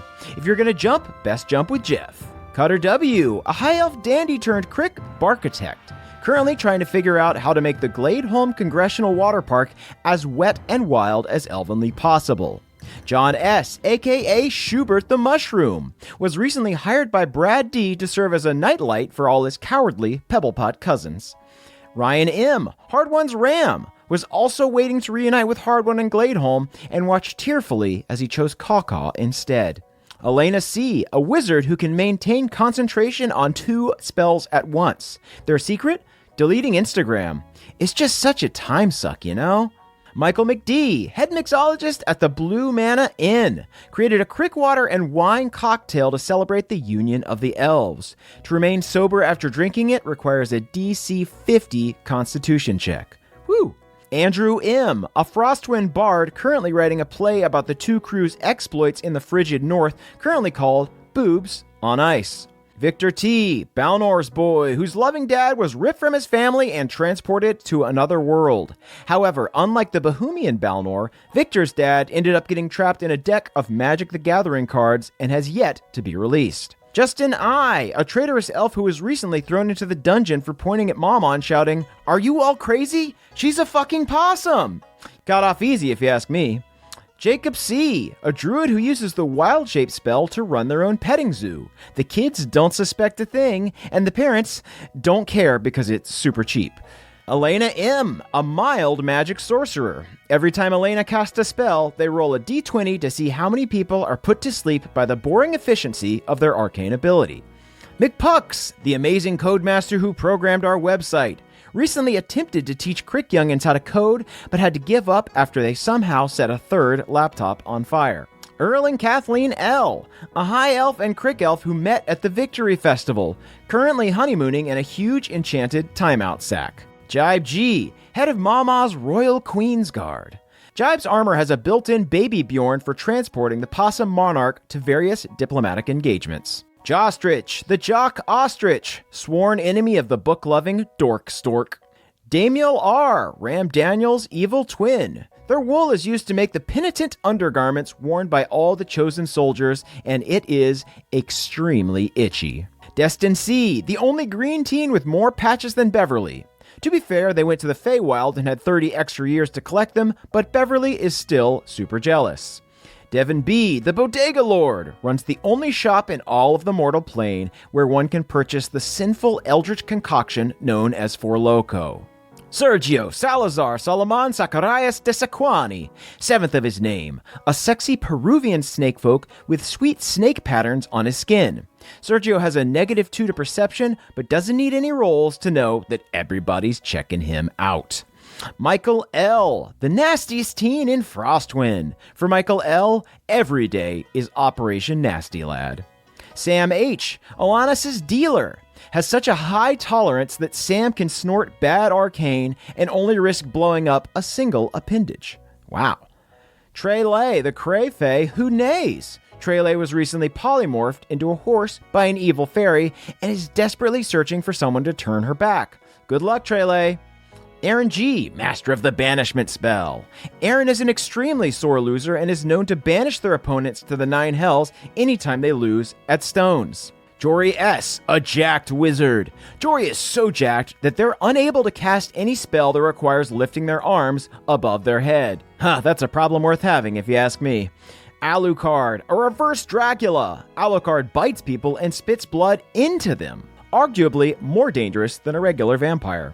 Baby Doc, the only doctor to ever perform their own C-section, and the only cleric to revivify themselves after said C-section went super wrong. Adam H., the strongest green teen, winner of the Jamboree Tug of War 3 years running. Ryan, Hard One's ram. After being partially eaten by Hard One and Grimhawk, Ryan survived just long enough to be caught by a shell and turned into some plated soup. Yum. Big Buck, Pregnant Elk Moonshine's Elkin baby, a monstrosity that wanders the Feywild, striking fear in the hearts of Eladrin, trolls, and free fairy alike. Richard X Machina introduced the crit to dirt bikes. There's nothing Cooter loves more than tearing up some dirt and ruining everything in the ancient woods. Troy McSee, a young dwarf who has begun courting Erlin. Do I smell a love triangle? No, absolutely not.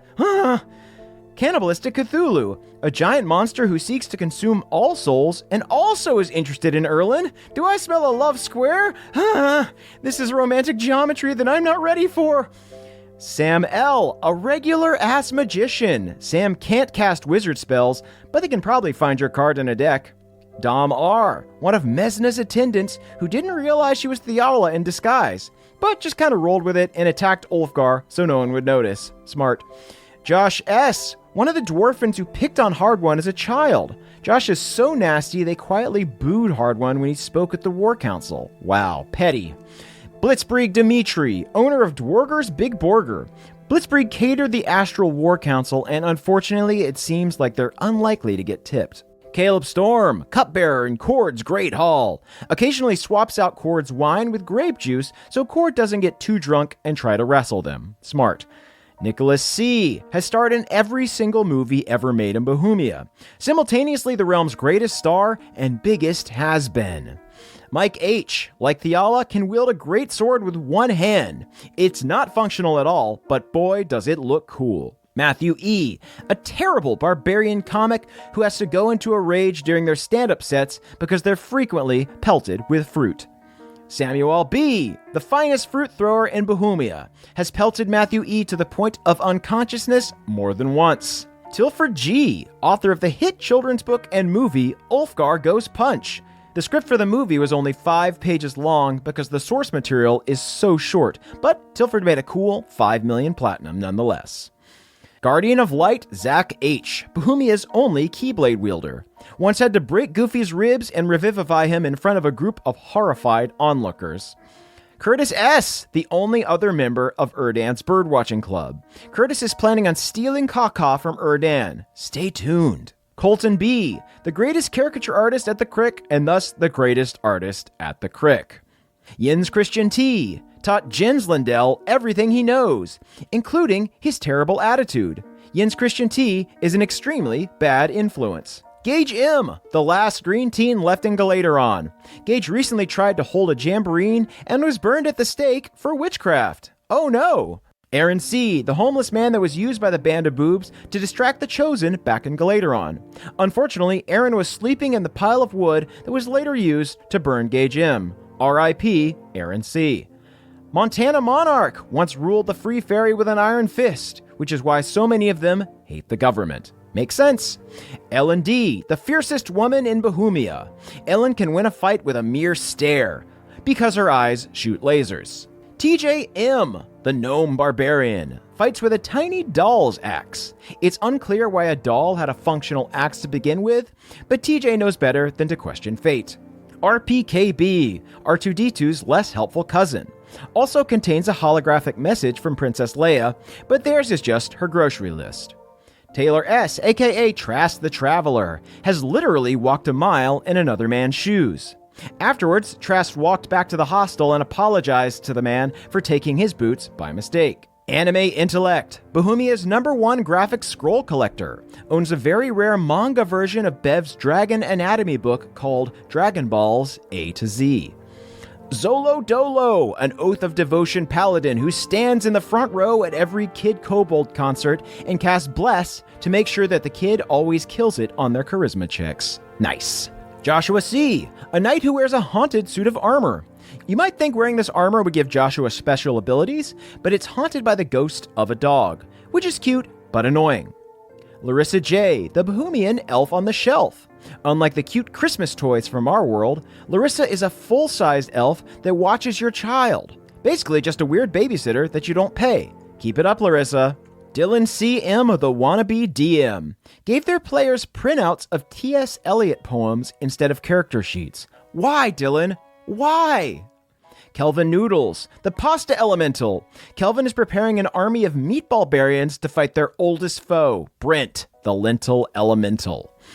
B Money, Balnor's hip-hop alter ego, currently collabing on a song with his Snow Patrol singing Tuna, and it is going poorly. Jay, an Arakocra blue jay who hangs out on an airship with a bullywug, a rabbit man, and a talking fox. Sure, it might just be a lazy ripoff of Star Fox, but the boobs need all the help they can get, so they're not questioning it. Heartless Master, Ilsed's cruelest pit demon, tortures souls by making them hop on the phone for conversations that could very easily be handled over email. A true sadist. Cece Lulu, a Feywild yoga instructor, is finding it much harder to do sun salutations after the boobs united the seasons and made the sun move again. Paul B., Akarat's assistant, now has a new job as Pendergreen's assistant, spends most of their day trying to scrub crusty scullywug residue off of the George Foreman. Barnesonator, an enchanted barn similar to Leomund's tiny hut, can hold over 4,000 cows inside.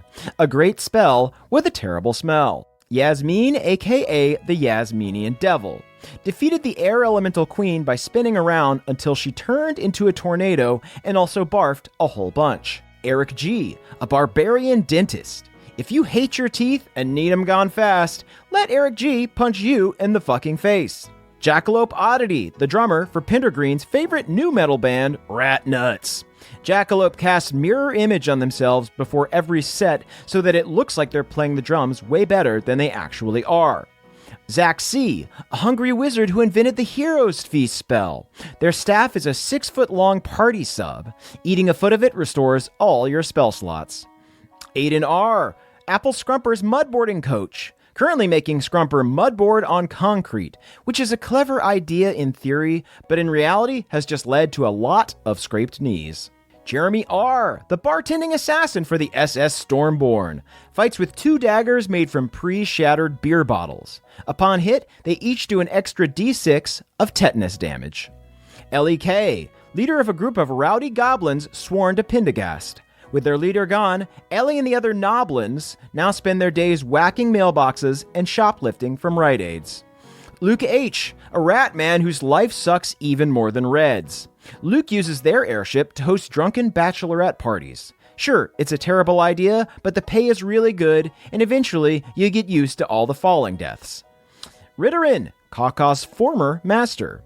To get over Kaka abandoning them, Ritterin just adopted a crab named Claw Claw. Sure, it's not a perfect pet, but They were in a real pinch. I'm Hopeless, a down-on-their-luck adventurer. Rolled a nat 20 on a perception check to see how deep a hole was, then rolled a nat 1 on their athletics check while attempting to jump over it. Ugh, been there. Timmy R., a fool's gold dragon. Timmy sits upon a massive hoard of pyrite, costume jewelry, and chocolate Hanukkah coins. Yum, melty. Alex M., Galateron's new mayor who ran on a single platform of repealing the milk tax. They got 100% of the vote. Aaron R.S., an orc who just opened Asmodea's first Ruby Tuesdays. Sure, it only serves rotten meat and blood soup, but the free salad bar makes it totally worth the trip. Lucas B., a rogue who hides in a cardboard box, Solid Snake style. Unfortunately, since cardboard doesn't exist in Bohemia, it's actually super conspicuous. Ruben A. runs a gentleman's club for barbarians called the Strip Mall. If you can survive a lap dance here, it's free. Jordan L., the greatest tuba player in Bohemia. Basically John Philip Sousa, but in a full suit of gleaming brass plate armor. Laura S., a Starspawn mudboarder whose tricks are so sick, the others nickname them Narspawn. Jay Parker, the first player to hit a so sick trick playing the Giant Shredder game at Smuggler's Bounty. Literally unseated the previous high scorer who went only by the name Narspawn. Austin C., the Jester Mage, a sorcerer who imbues items with wild magic and wreaks havoc on the world. No surprise, Austin C. is the creator of Balnor's new singing trout wall decor. Austin M.R., aka the Butcher known as Bonesaw, cater the War Council in the Astral Keep, which is a real challenge because meat goes bad really quickly in the astral plane. Just a pissed off Triss, aka Touch It. Also thought the lady dressed up like a pirate who ended up being Theala was super hot before they ended up being Theala. You're not alone, Moonshine. Don't worry about it. Kaylee Elise, the Honey Queen with a heart of gold, represented the Honeylands in the Astral Keep and cast their vote in favor of the Boobs plan, a crucial swing vote. Dave J., a.k.a. Bellin the Bard, a traveling bard that follows the band of boobs around singing the tales of their exploits. Feeling a little outdone by Balnor's singing tuna this episode. Tough break, Bellin. Devin W., head of the Glade Home King's Armory, has zero respect for the king, but gets to play with all the cool weapons when he's out of town, so sticks around for that. Chris H., Erdan's personal assistant, who Erdan is too polite to ask to do anything. Mostly just collects paychecks while Erdan crumbles beneath mountains of responsibility. Chenoa B., a Gladeholm elf of the Kingsguard that called out sick that day because they were hungover from partying.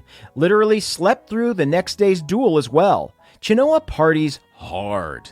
Sam H., the only dry cleaner who can safely clean a magical cloak like Moonshine's. Hope Moonshine finds them, otherwise those enchantments are gonna bleed. Jared E., lead singer of the Starspawn jam band OAR Spawn. Brian, Pendergast's former roommate, had to move out after Pendergreens repeatedly disrespected Brian's designated no-nut tap zone. Her Majesty Claudette, Queen of the Crick, wears a crown of green saplings and a robe of dry leaves. Also carries a royal scepter, which is a green sapling with a dry leaf on top of it. On theme. Carborough Chapel Hill FPV, a gnome bodybuilder who holds the Bohemian record for heaviest deadlift. Lifted 12 dead half-orcs in one fell swoop. Persephone knows power word kill, also power word swill, which lets them identify any wine, down to the street it was grown on. Impressive. Joseph M., the half-orc bard, Ish. Joseph attended Bohemia's Bard College of Valor, but flunked out because of bad grades. Now Joseph works as an airship gas station attendant and plays the lute in his mom's basement. Their BahooTube channel is really starting to take off, though. Reese N.S., Blavin's drinking buddy, hasn't drank anything thinner than a frozen margarita since last time Leont was awake. Whew. Jackie, a super rich bullywug who lives in Galateron. Heard about the uprising in Gladeholm and is arming themselves for what they assume is the coming class war. Probably smart. Haley, a Green Teen Organization employee tasked with planning next year's Jamboree.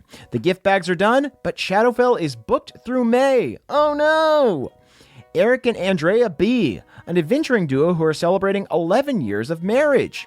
They're currently with the Crick Elves getting showered in brown leaves for hitting their double ones, as Crick folk call it. Stephen C., a glorious big tuna fish that haunts Balnor's dreams.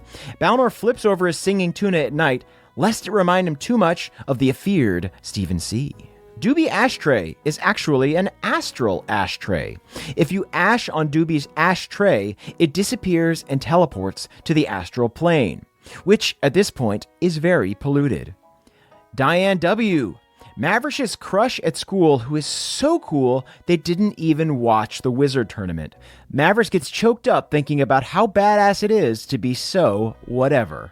Maxwell C., a rogue paladin who sneaks up on bad guys, then stabs them in the back in the name of righteousness. Confusing. Mike K., Bohemia's premier illusionist, whose moving illusions are so good people call them movies, and travel far and wide to see Mike K's movies on the big screen. The big screen, of course, is an illusion they conjure to project their illusions onto. Sounds simple to me, can't wait to check it out.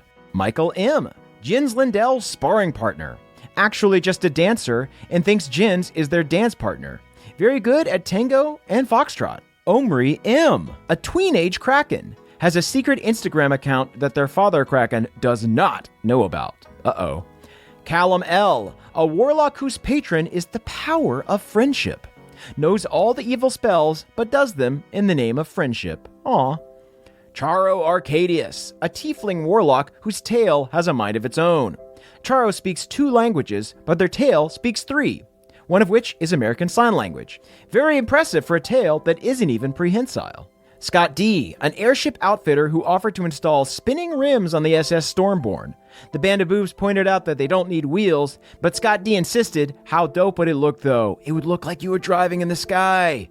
Good point, Scott D. Elijah Phelps, an awakened bear ranger whose animal companion is a human. Check your preconceived notions at the door, my friends. And finally, Andrew A., a high-ranking military general of the Frostwind Dwarves who was literally moved to tears by Bev's words. They were immediately demoted, of course, but we like to think that their tears helped the cause. And that's it for this week, folks. Thank you all so much for listening, and we will see you soon. Bye-bye. That was a HeadGum podcast.